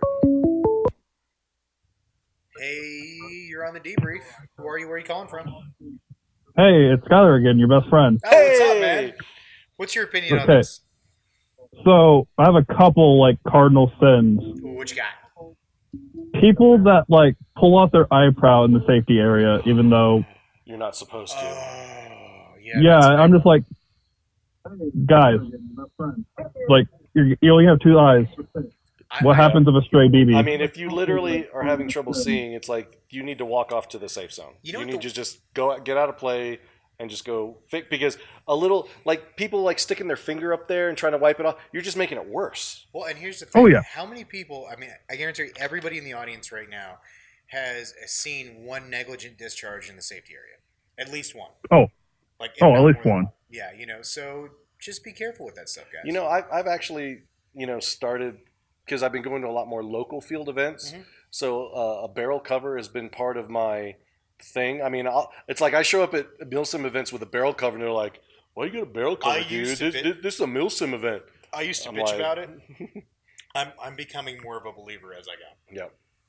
So what are your thoughts, buddy? Any other cardinal sins that drive you crazy? Another one, Woodcock actually got me actually using a red rag a lot now. Like, because I'm used to like just going like open plays. Like, I don't need a dead rag. I just raise my gun above my head. This guy makes fun of me all the time. See, I have one of those cool little Elite Force red rag, holders on my gear. And that is the most convenient thing ever, because I am so tired super convenient of kids popping around corners as I'm walking back to spawn and just shooting. You do realize on my chest rig, I have the same one on the front. So I popped that one. I have a second one in my pocket that has a Velcro tab. He's a big talker. And that goes on the back of my helmet I'm or going to hat. repeat Kaiju's exact words. Look at this guy with a dead rag at a local game, nerd. Those are words exactly. It was his words exactly. I display two, one in the front and one in the back, just so I don't keep getting shot. I would suggest everybody, if you don't have it yet, the best piece of kit I have ever bought for Airsoft is that little dead rag holder. Because that has saved me from so many bruises. So what else you got? It goes back to the uniforms. Okay. When people wear like a tan bottom and a black shirt, like when it's clear you're not supposed to wear mixed. Yeah, it's like, okay. Or well, which one are you? About tan uniform but black headgear? Because you only pop out of around a corner above cover, and they think you're dark when you're supposed to be light. I've seen that a lot too. And actually, it kind of makes me sad because my favorite cami combo to wear is a DCU bottom with a BDU top, because that blends in so well. If you guys don't know, like it breaks up your signature so well, and I never get to wear it. So you're triggering Skylar's pet peeve right now. I am a little bit. I'm going to trigger it because honestly, DCU bottom with BDU top is the best camo combination you can get in any terrain. Period. Anything else, Skylar? Also, I run an HPA. I know I'm an HPA cheater or whatever. the best feeling is when someone's like, yeah, he's shooting hot, and then the ref comes over to you And it's like, I need to chrono you, and you're shooting like 20 FPS lower than what you need to be. I and know, it's like, right? That's nice. So you like that's are, the best feeling. you are the best kind of HPA guy. You're not Well- that 1% ruining it for everybody. Well, here's Oh another no, like and Skylar's probably on the same thing. Like, I know what to set my tanks at, right? For my system. And there's not much deviation with I don't even change it for elevation. It's like I've been to a chrono where, like Skylar, I'm 20 FPS or more under the limit, and they're like, "Oh, do you want to turn that up? You know, my do shit's you get working. as close as possible?" I'm like, "No, I know this distance at this PSI. I'm good. It works. Put that zip tie on it." Because honestly, you know, guys, FPS is not going to change your accuracy as much and range as much as your hop up. Yep. So a little science there for you. Thanks so much, Skylar. Awesome yep. talking to See you you. guys in about like 2 minutes. Yeah, we'll Okay, talk to you in yeah. a little bit. So These Lucas college- Love is like, "Should I call in?" I'm like, "Yeah, Go Lucas." for it. I mean, I actually really like the call-in show aspect. It's no, it's going great. it's we're getting a lot of response. I'm digging all you guys' comments. So while we're waiting on another Shell Fost, caller, I got another pet peeve in the chat right here. oh, you? People who only watch videos to catch cheaters. Ooh. Only video to catch cheaters. Hashtag played out. I just don't want to hear it. So cheater vids are they not hot anymore? They're the not hotness now. Yeah. It's official. Shell. I mean, it's like some people have to feel like, "Oh, I videoed so and so cheating. I'll show it to you right now. I'll show it to you right now." And it's like, all you have to do is just report it. You know, you don't have to get all videographer on I us. actually prefer when people shrug their heads. I like it. Because my goal in Airsoft is to shoot adults with plastic and children. And if they don't call their hits, I just get to shoot them with more plastic. Well, true. See, it's kind of a bonus. Oh, who's calling in? It's either Ethan or Skylar, I guarantee. I think it's Lucas. You think it's Lucas? Hey, you're on the debrief. Who are you? Where are you calling from? Hey, this is Lucas from I called Michigan. it. I totally called Well, it. Thank you, I Lucas. actually have a sin that I've witnessed. Ooh, what you got, Lucas? Well, I was playing on a local field that's nearby. It was just a bunch of friends with my dad, etc. Well, one kid decided to bring their sister. Wait, Let them play with the gun before we go on. Wait, She's like 4, maybe. Okay. Oh, wait, no. So she's like pre-kindergarten age. Ooh, that's not good. Yeah. Okay. He gives her a gun. It's a little tiny Springer. She can barely pull it back and is letting her shoot it at a target. She turns around and points it basically at everyone, telling the guy that it's low with the finger still on the trigger.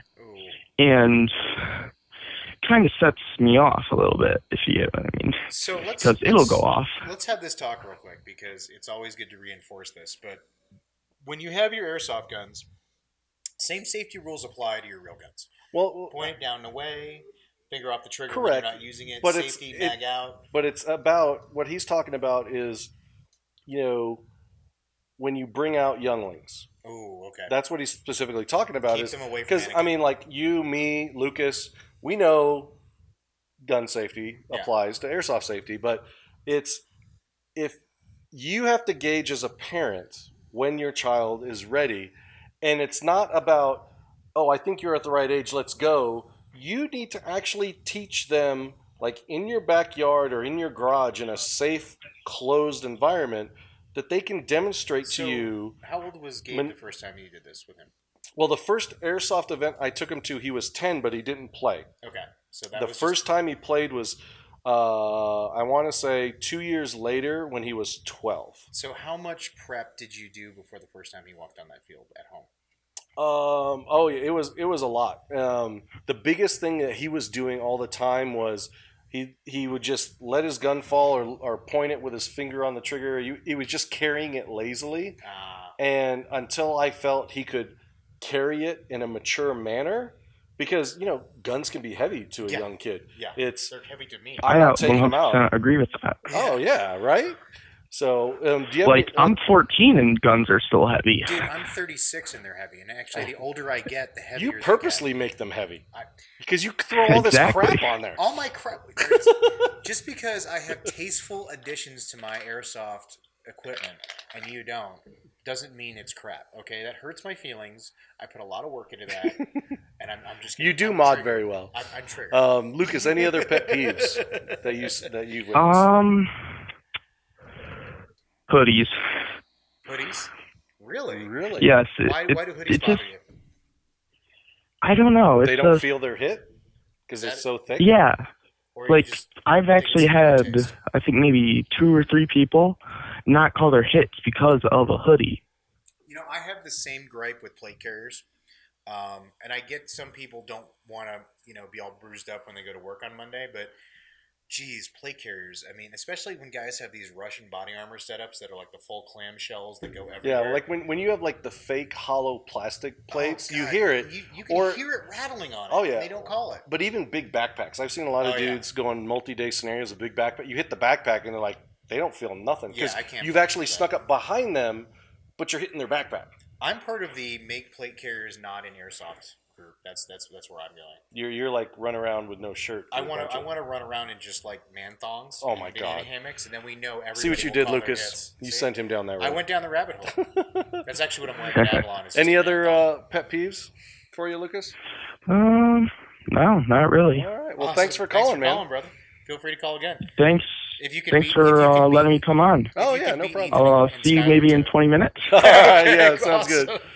All right. So, moving on. What else you got? So we Proof got exam. No, we're going backwards, aren't we? Yeah, no, we're going to check-in. Oh, the check-in. The check-in. So is that like check-in. an eye exam? Yeah. So everyone has check-in at a big event.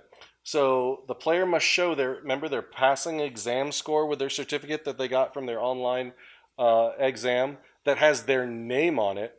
Again, this prevents players from cheating the exam and sharing the password code to take the exam. And players sign liability waivers. They're issued their player packet with their armband, player card. Like what's in your version of an ideal player packet? I mean, is there swag? Is there necessary stuff? What comes in that? I would say anything that has to do with the game that they must have should be provided by the event host. So like a faction patch, a map, or an event. I would say an event patch. Okay. You start going a lot of expenses trying to do faction. Typically, factions will do it on their own if you let them.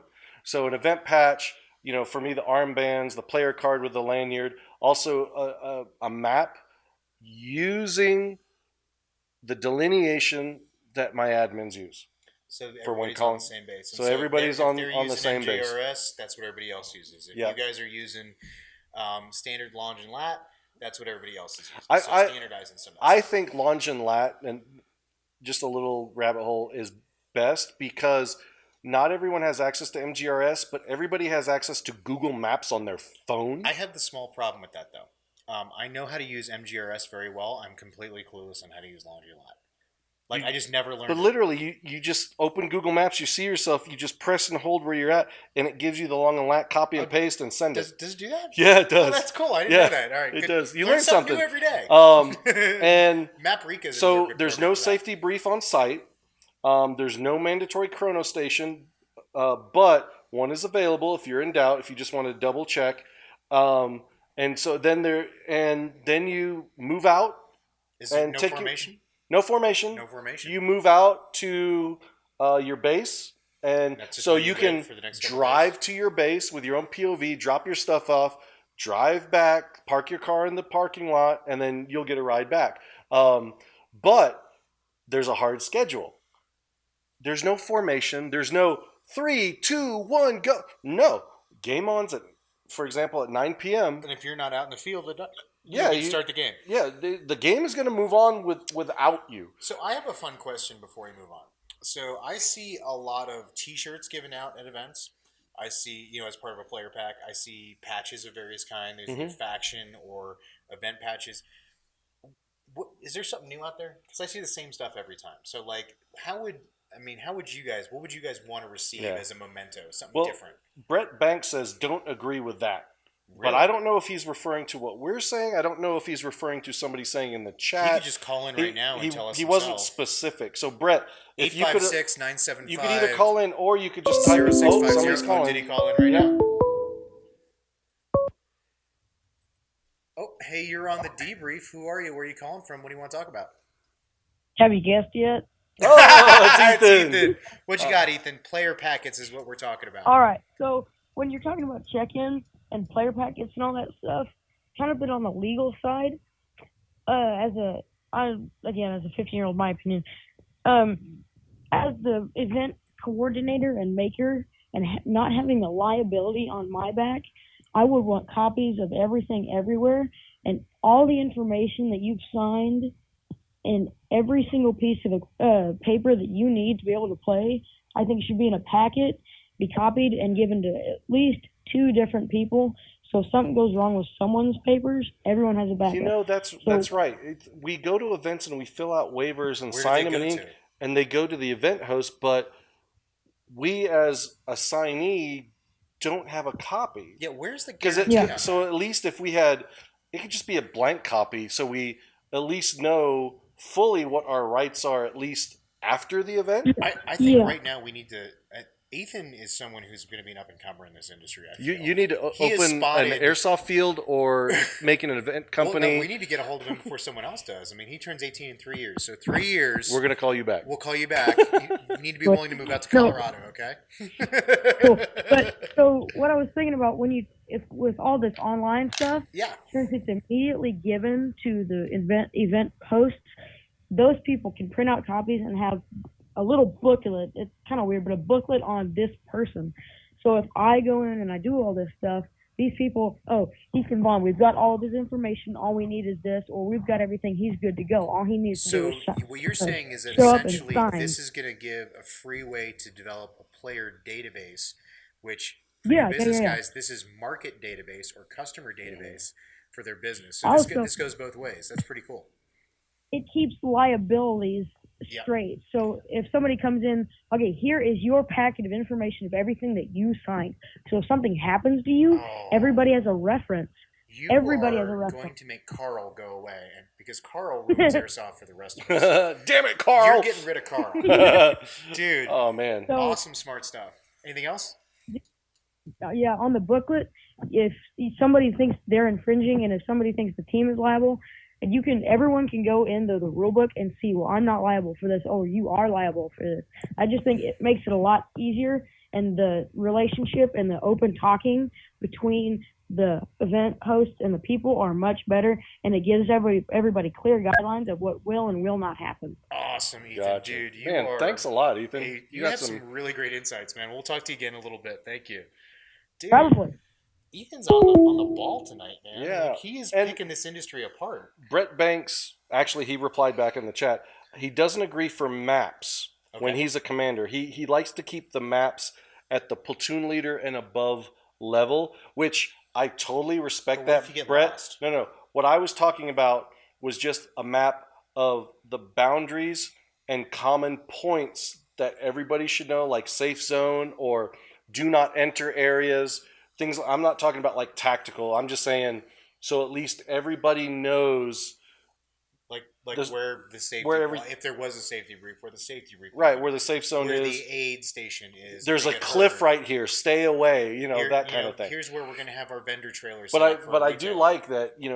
He's compartmentalizing information for leadership and above, so things aren't convoluted. It's just the people that are in charge. And it's cool because then you have to depend on the leaders. I'm going to get yelled at for saying this, but the less information you give to the common player, the better it is for everybody. Sometimes I think it gets too confusing. And I'm not saying this to disparage anybody, but one of the big problems with this sport is I think JP said it in an interview a long time ago.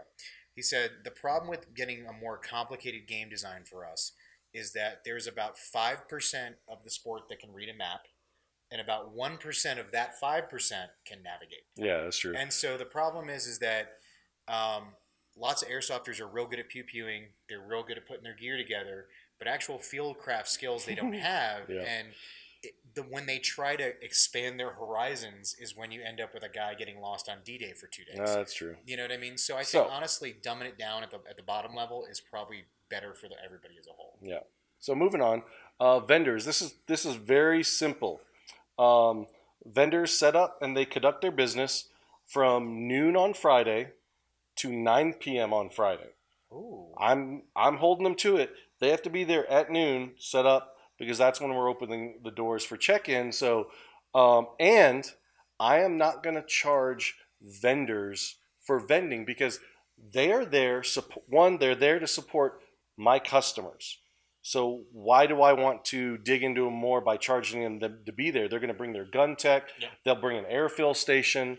They're going to bring all the parts because I don't want a customer that paid a ticket for my event be bummed because his gun breaks 2 hours into the game and then he has nothing left to do. And here's the kicker with that is that speaking as a customer on the other side of that, not every vendor carries everything. Some vendors are going to come. I would not do exclusive vendors. Yeah. I would have as many vendors as possible because they all carry something different. Retail vendors, some of them have they have different philosophies. They have limited space in what they can bring. So some are going to come battery heavy, some are going to come BB heavy, some are going to come gun heavy because they have a history of selling guns. Or just some shops limit to like maybe 2 brands. Yep. So they're going to have more of a selection in those 2 brands because of purchasing power than a store that's got like 100 brands. Well, not only that, but you got some retailers that are going to come from really far away, so they have to limit their footprint. Yeah. You don't have not every vendor is going to be able to pack every weird replacement part. Like I need a tappet plate for a Tokyo Marui from 2004. You got that? Probably not. We had a kid at Fulda that went through 3 vendors, him up finally got to Shelly, and they had a charging handle for an Echo 1 AK. Wow. Because his just snapped right off. So if you have anything weird and Stampede Airsoft is vending, they'll probably have it. So you need a Thompson barrel, they got it. Because the reason why I don't believe vendors should pay is because they're already paying to travel to the event, and they're not just bringing themselves; they're bringing employees. They're bringing like a trailer, a full shop setup.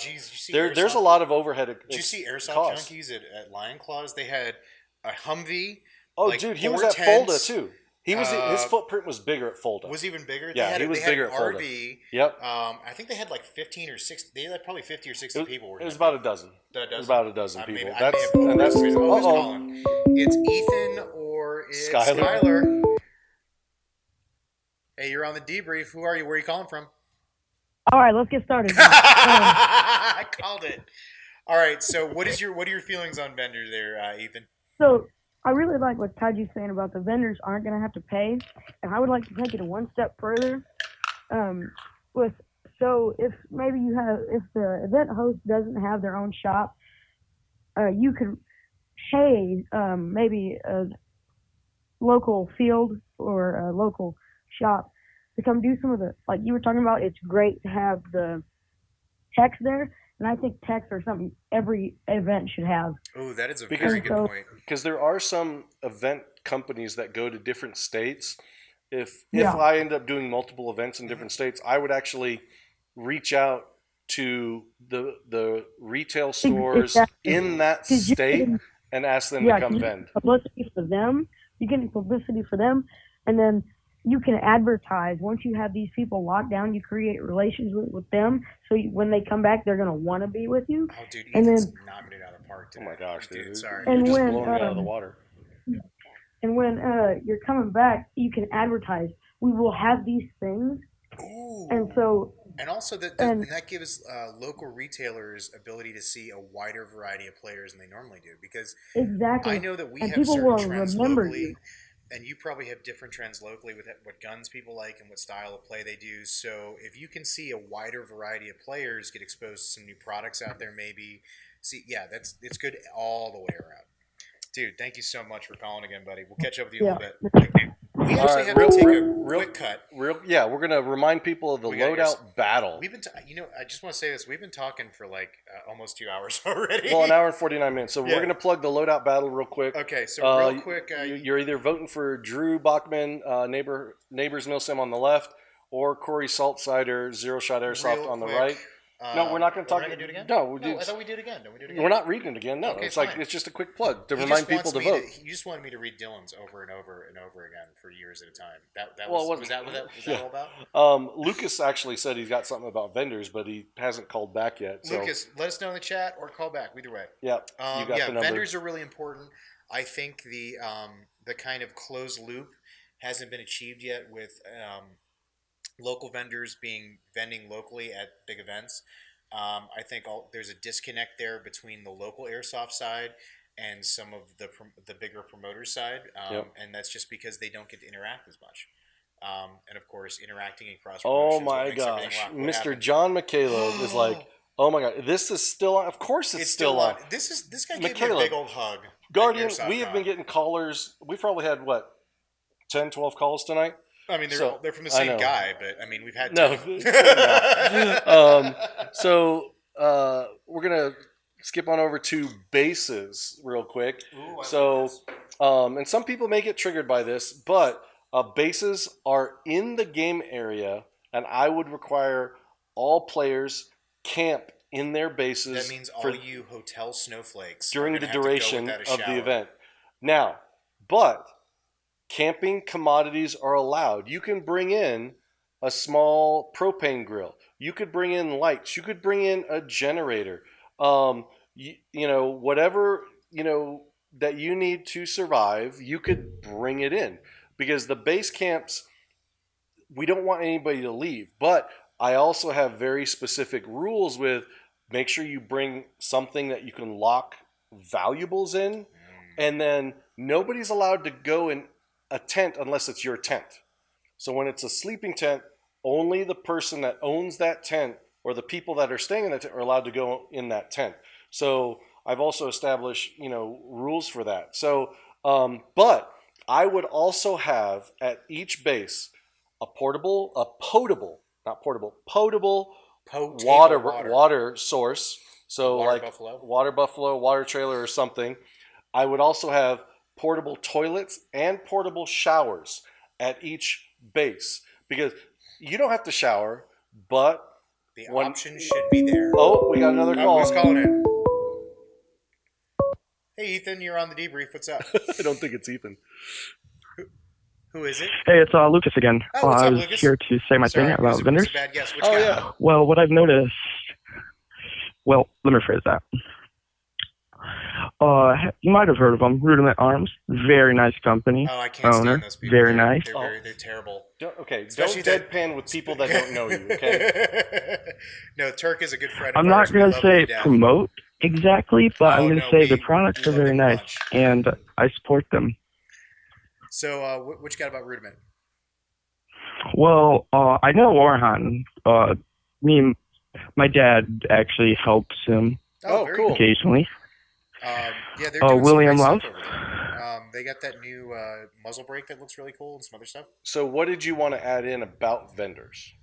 Did you just want to talk about Rudiment, or did you have something specific about vendors? No. Oh, okay.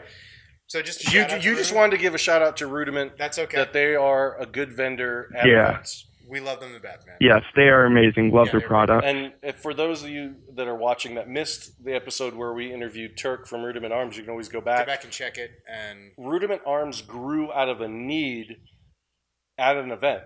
So he saw a need at an event, and he started innovating products that enhanced an event, and that's how his company came about. Yep. So you guys got to check it out, Rudiment Arms. Awesome. Thanks, Lucas. I have one last thing really quick. Okay. You know the hit stick they have?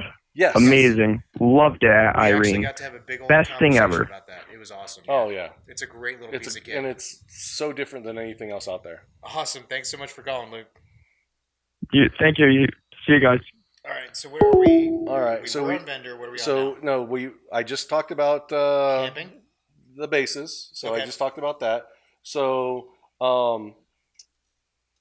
because if I'm going to have you camp, I'm going to make sure I provide stuff to make sure that you're comfortable. If you haven't spent like a weekend where you have to bring everything in, it's not as easy to plan for that. McCaleb said, yeah, that's a hard note. I stopped camping after reindeer games too. Oh. Well, that's what happens when you join the Petroleum Club. Well, I mean, you don't glamp anymore. Would we say that John is part of the Airsoft elite now, that he's in charge of a faction? Is he an elite Airsofter who needs private Stop jets? poking the bear. Oh, you're going to send us down. All right, so now, John. This is important. I'm going to talk about schedule. Now keep in mind, I'm trying to satisfy the mill simmer and the weekend player. Is this a straight through schedule, or is this their breaks? Or? So this is a complete straight through schedule. So what you see here For example, game starts Friday at 9 p.m. and goes through 3 a.m. on Saturday. Now, it doesn't pick up again until 9 a.m. on Saturday. Oh, here we go again. Here we go. Hey, you're on the debrief. Where are you calling from? Who are you? Hey, what's up, guys? My name's Luke Haynes. I run with the Death Raiders Milsim Group. We're out of Fort Worth, Texas. Oh, hey, awesome. One more time, what's the name of that group? The Death Raiders Milsim Group. Death Raiders. They just joined the Mercs for Conquest of Avalon. They did. Are you guys official Mercs now? That is correct. Are Say you again? guys getting your Speedsoft / post-apocalyptic cosplay together? Let him get to the reason why he Sorry, called I'm in, just man. so excited. Hey, you're the one that doesn't want this show to go 5 hours, so I did. He's lying. I will go as long as you guys All want. right. Sorry, What do you got? No, guys. So, real quick, I got a couple of other Raiders watching this right now. Could you go over the camping on site? Because as far as right now, I did not know that we could. So we were going to get hotels, but no. So what this episode is about is how you would run an airsoft game. So we're not talking about anything specific. Okay. So I understand. I've played in Europe for 6 years. I've played in the U.S. for Right. 9 years. So I'm just kind of taking everything I saw, and if I had an event company, this is how I would run it. And then we're asking for people to comment in the chat or call in whether they agree, disagree, or if they have a completely different idea on the different topics we're talking about. But to answer your question, there is camping on site at Conquest of Avalon 3 because we're camping. Definitely. We're staying Big yellow tent. Yeah, Come big hang yellow out with us. Valken tent. Yeah, So. we'll have music playing. But no, all you're night. completely welcome come to with do you a guys. hotel. Yeah, you can get a hotel. It's not a problem. I would suggest camping though, because here's what I always tell people about camping versus hotel. You Yeah, miss you get out a on a shower. lot. You get a shower at the hotel, and it's air conditioned or heated. But I get to sleep in 2 hours extra, and you got to get up and drive. Well, So I just also telling you. think, especially if you have a Milsim team, it builds camaraderie. Oh yeah, So, camaraderie. Oh, yeah. Like, I mean, and so honestly, that's if you guys, like a big thing that we're big on. yeah, if you guys aren't sitting Mhm. around the grill at the end of your game Or campfire. and swapping stories about your day, you screwed up real bad. Yeah, So- exactly.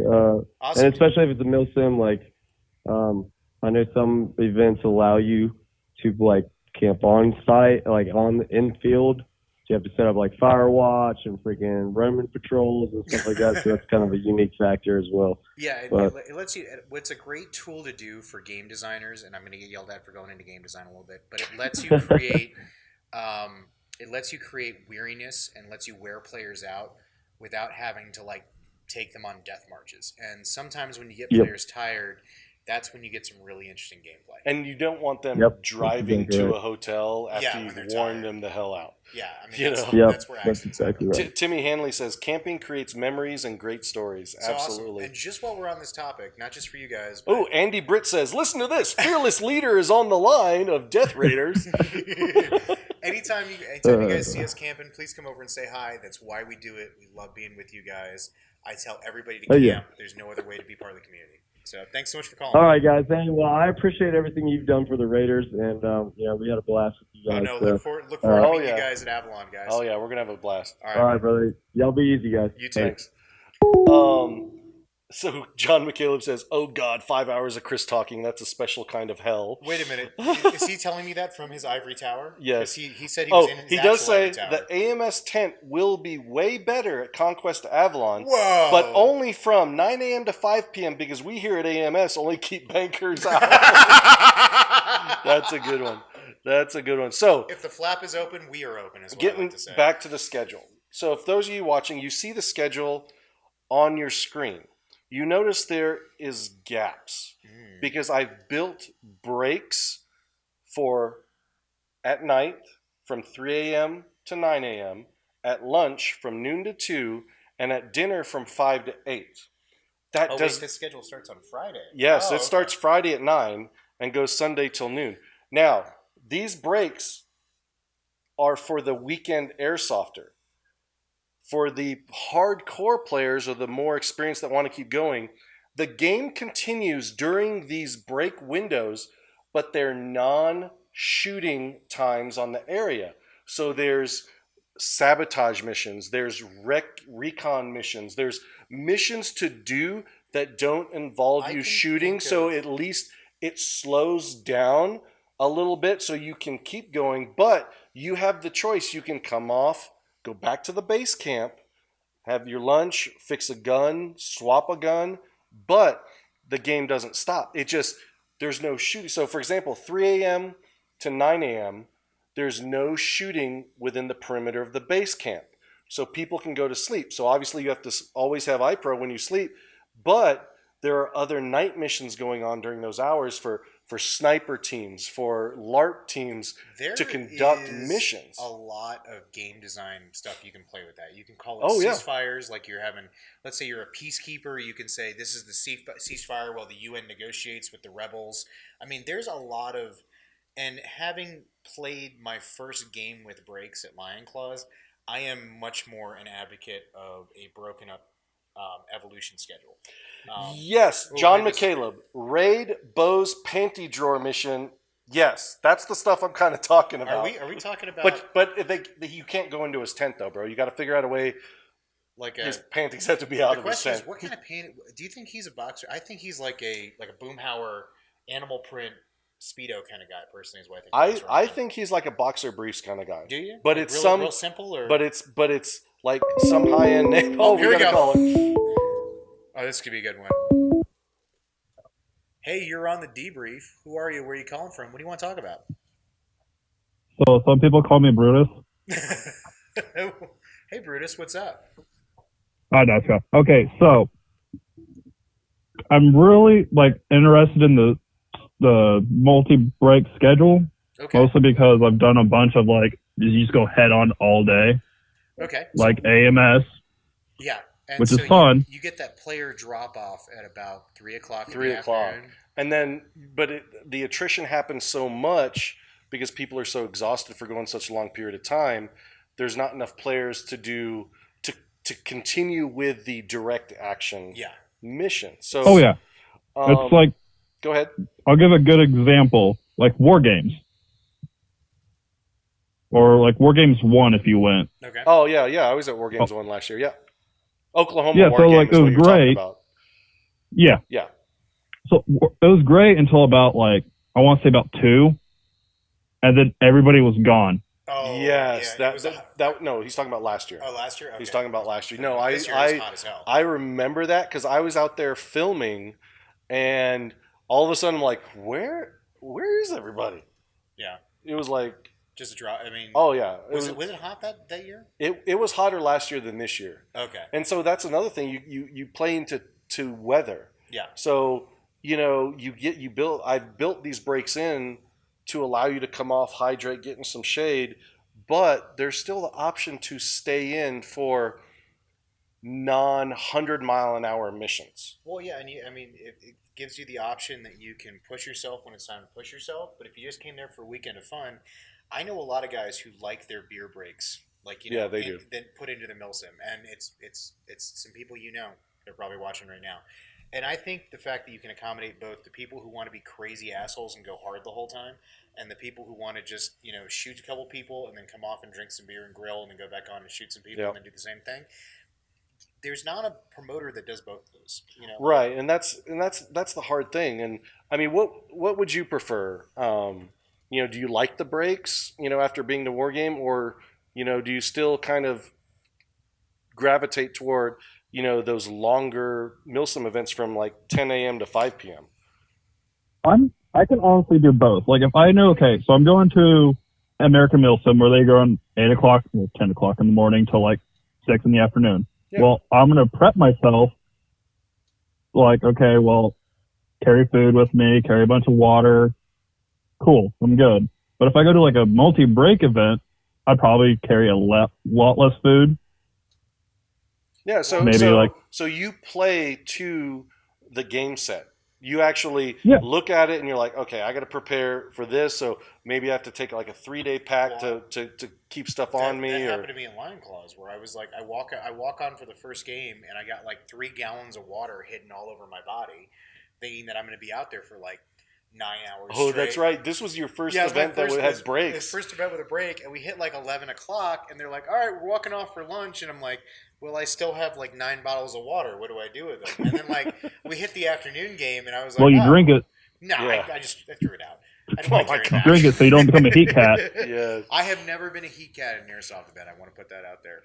I am very proud. I came close after War Games. Was it It was really? after Saturday night. It was very hot. Yeah. Well, plus they do that grog ceremony, so if you're not careful, that's when not you good drink That was a too much lot of of fun. Did you enjoy that? How did you enjoy the grog ceremony? Was that a highlight of the weekend? It was great. My friend conned me into going because it was his last event before he moved. Yeah. Oh. And so I was like, yeah, sure, I'll go. Well, about 4 shots in, I'm feeling it because I'm a lightweight. Yeah.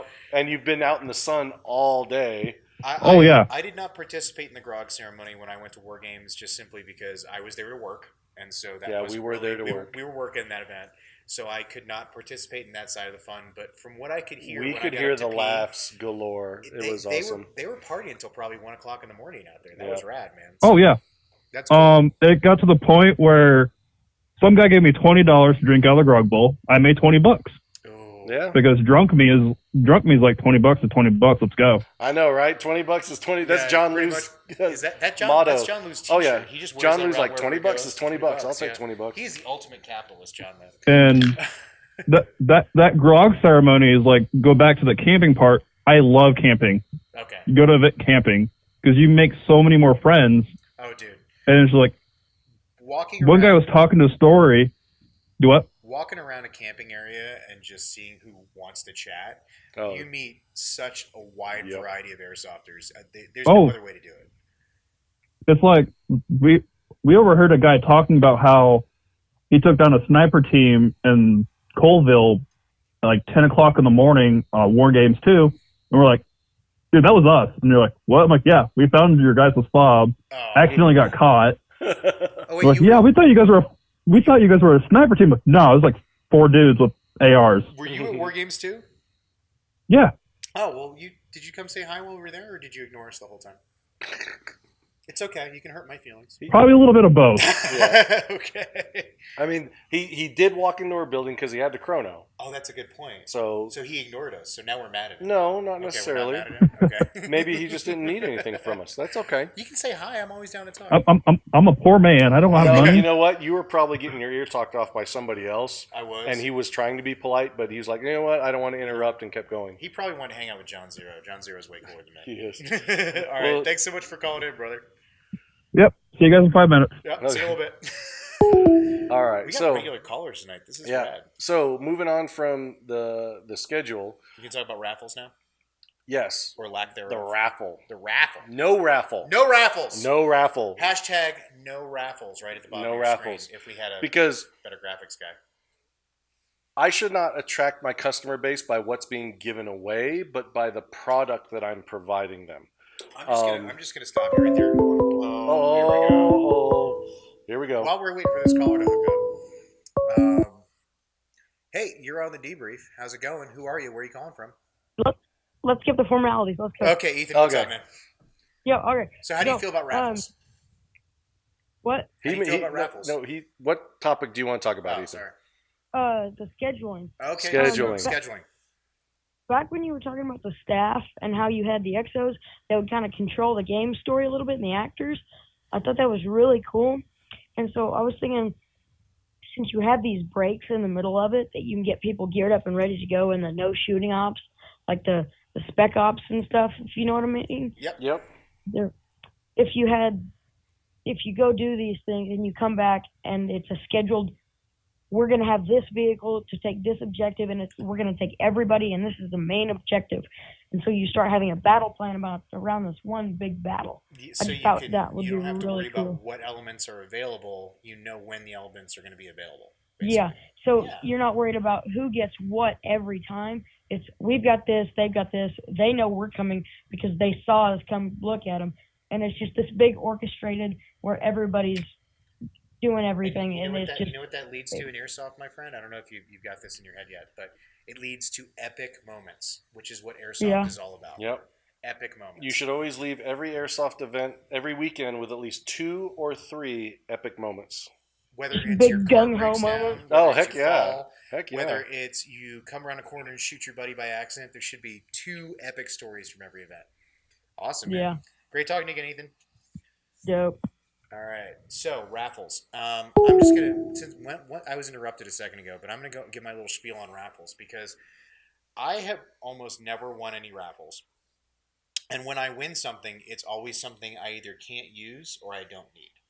And so there's always like one item that I really want from a raffle, but I'm always like, I'm never going to get it, so why stick around for it? You know what I mean? That's kind of where I come from with raffles. I mean, is that your experience? Because typically the person that won it, they don't want what you just gave them, and it ends up on Hop Up or eBay, like literally before they leave the event. They're walking back to the crowd doing it. Yeah, so all the donations that are given by sponsors, they would actually go into the game as in-game enhancements. And yes, I'm not going to hide, Soto, I stole this from you.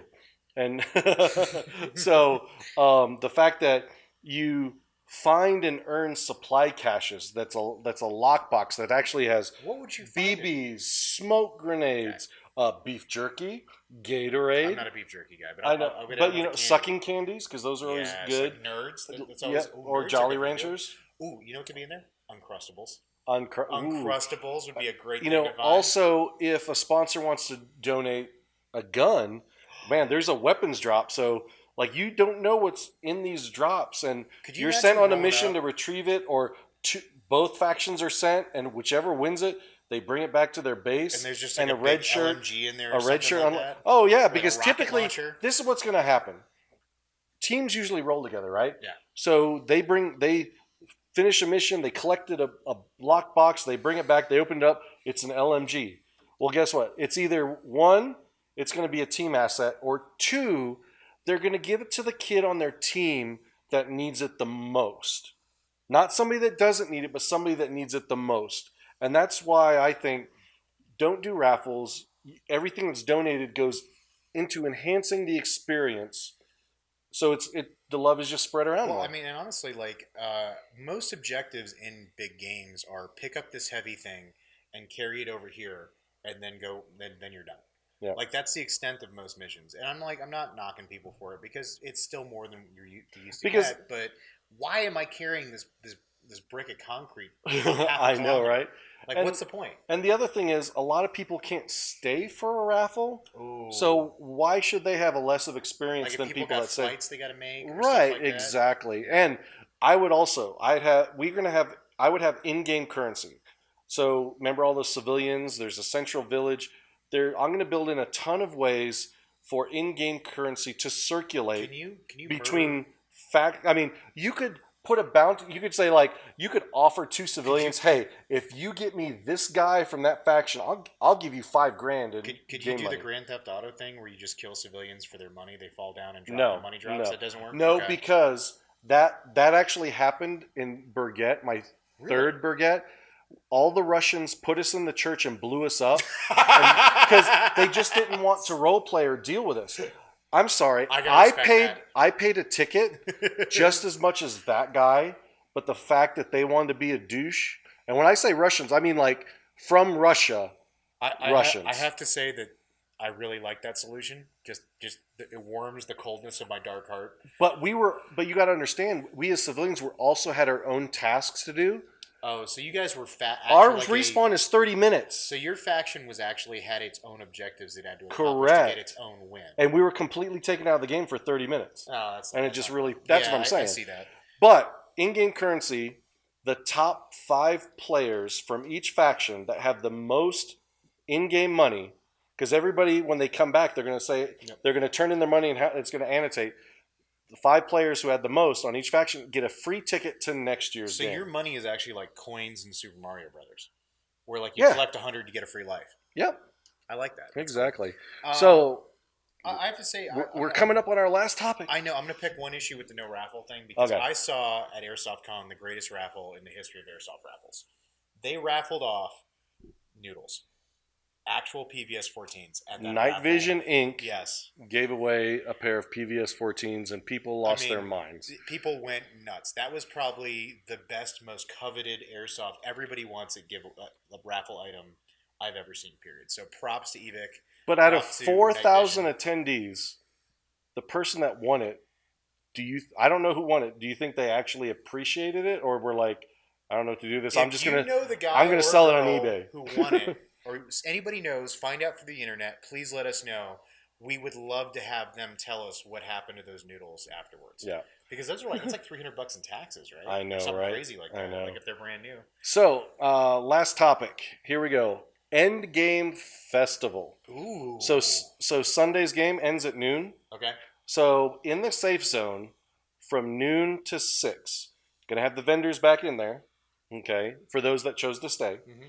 But it's gonna be an end game festival. This is like a player party. Yes, I'm gonna have food trucks and a live band. All right, at War Games, I'm just saying. Or this radio right now, DJ. They had a food truck with fried cheesecake, and I got some pictures of John Zero just gorging on that. It looks so Deep good. fried Oreos. Deep fried Oreos, yeah. Food trucks. I'm going to say this right now to every promoter who's watching or listening or hears this, or if you have access to one, tell them this. You need to have food trucks at events. It makes things so much cooler because everybody has their cans of beans, but if you give an option to go get a cheeseburger, they're going to get it. So the reason why it's from 12 to 6, it's a long period of time because it allows people to come and go. So one, remember, you've got to come out, get your POV, drive in, pack up your stuff from your base camp. You're isolating everybody from their trucks. Yeah, you gotta come get your stuff out. So I want to make sure there's plenty of time for you to come back, enjoy, partake.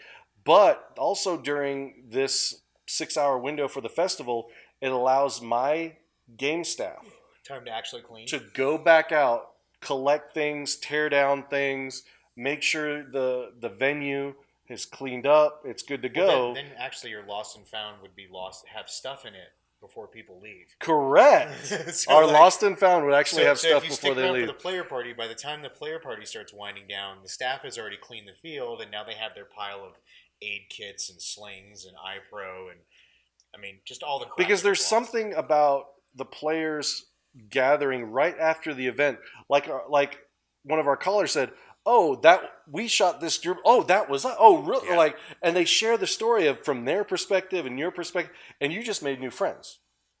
It's a pyramid scheme. Yeah, totally. It is. Airsoft is a pyramid really scheme. does work as a pyramid scheme because you pay a lot of money into it and you don't get much back. Yes. I mean, like really, and then you convince your friends to pay more money into it, and they don't get anything back, and then eventually they convince their friends to pay money. Oh wow! And we're promoting this. We're pushers. We're airsoft pushers. Yeah, like we're the worst of the worst. We're pushing our habit. Because remember, if your kids play airsoft, they won't have money for drugs.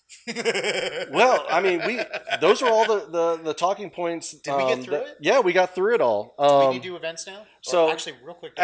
We don't have battle. Loadout battle. Yes, we don't have time for events, but we're gonna throw up loadout battle because I'm about to close the voting. I have not actually put my vote in. Let's see where I'm going with this. Yeah, put your vote in. I'm really torn on this. This is legitimately, I don't know which way I want to go. I'm going to be loyal to...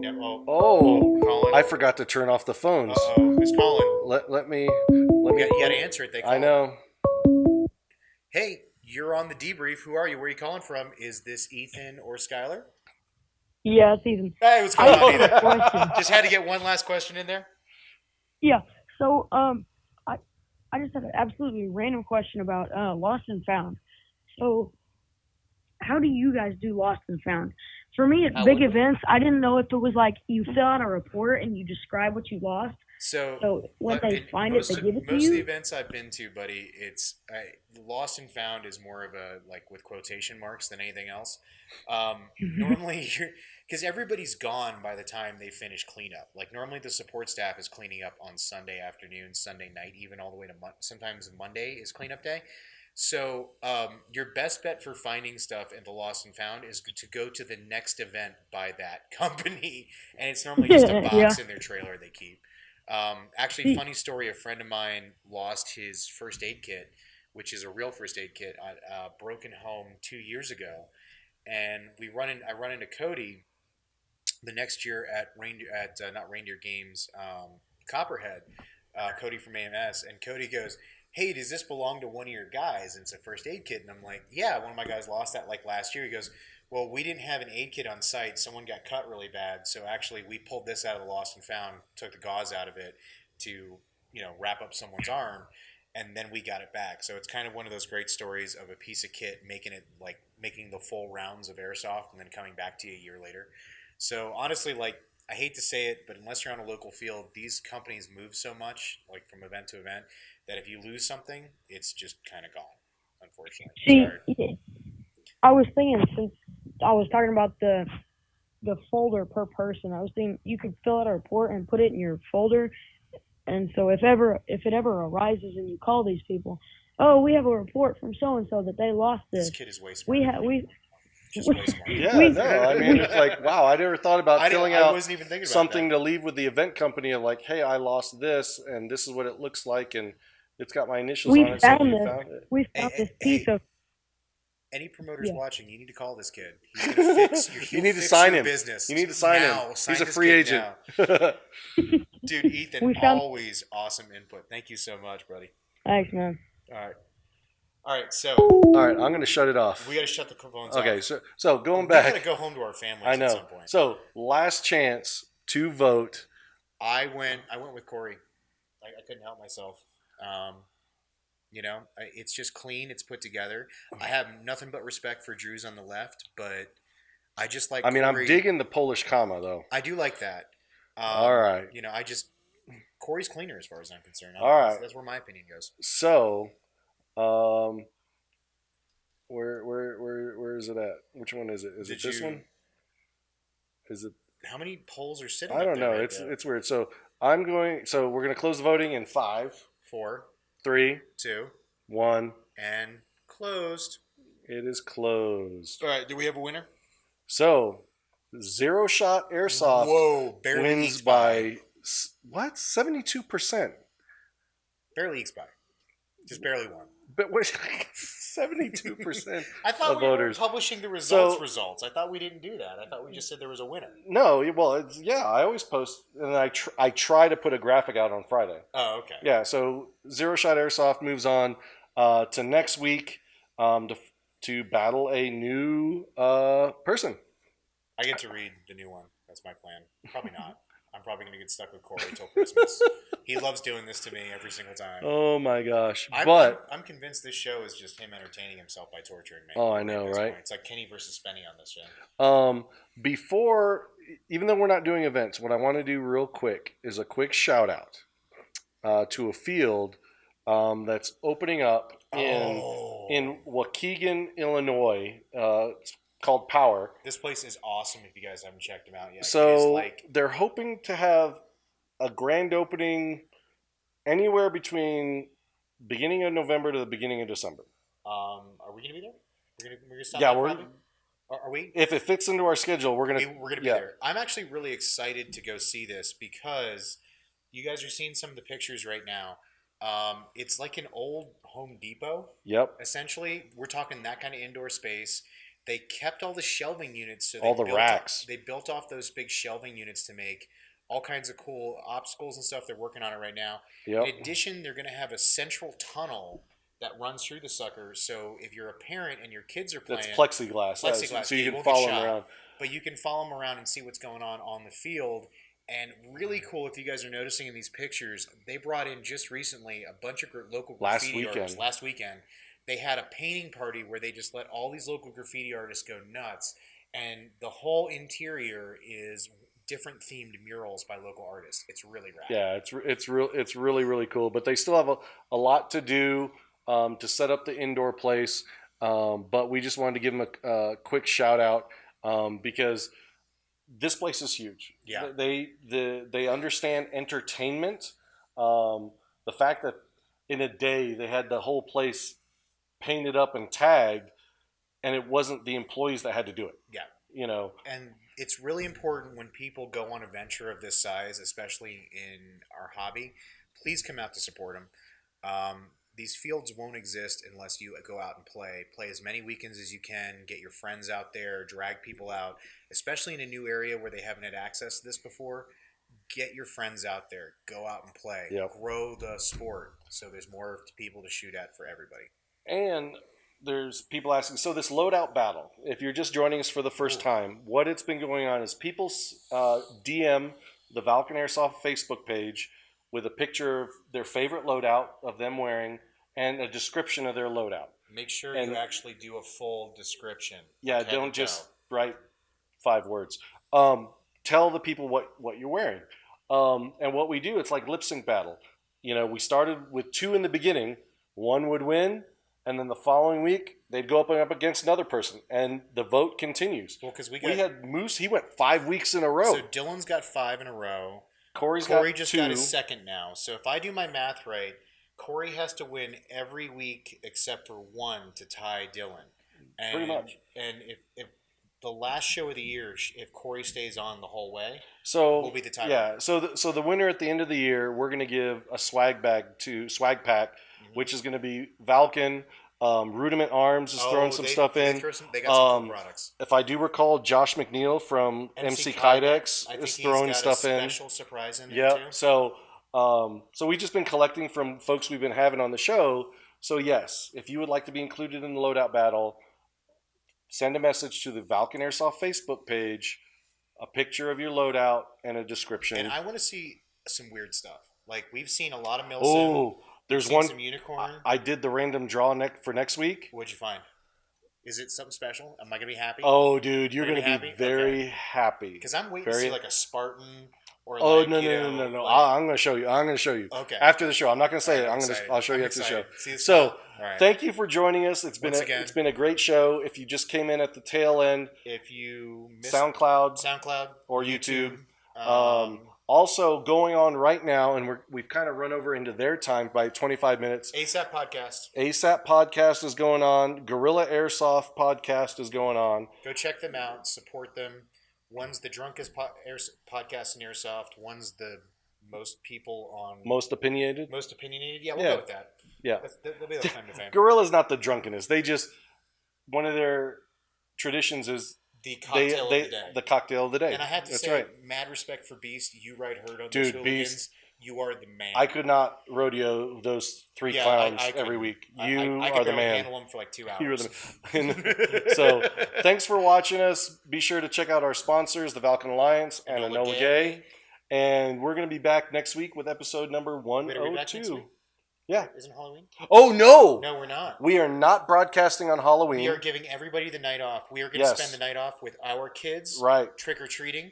PSA. What are you going as? Don't take your airsoft guns out trick-or-treating. Whether it's this Saturday, you're doing trunk-or-treat or whatever, or Halloween night, keep your airsoft guns at home. I don't care if they're blaze orange from head to toe. Leave them at home. What are you going as? Halloween. Jedi. Of course. It's predictable. Yeah. I can see that. My son's going as Miles Morales. Ooh, I like that one. Is that the same one he wore to Comic-Con? Yep. Oh, my wife actually is going as her spirit animal. What's her unicorn? She's got a big furry onesie that's a sloth. Her spirit animal is a sloth? It's a running joke. It's a running joke. Tell me that after we get off. So I'm actually excited to see that costume. And you're going as? Me and the wife are doing bearded ladies this year. A pair of them. Well, dude, so she actually has to. So she has to put a beard on, and I have to put a dress on to make that work. Gotcha. So, but I look good in a dress, so it's okay. Something with a plunging neckline. Probably. So we will be back in 2 weeks, beginning of November. Be safe on Halloween. Have fun. Be smart. See you next month. We love you guys. Thank you so much for watching. Catch us with us later. See you next time.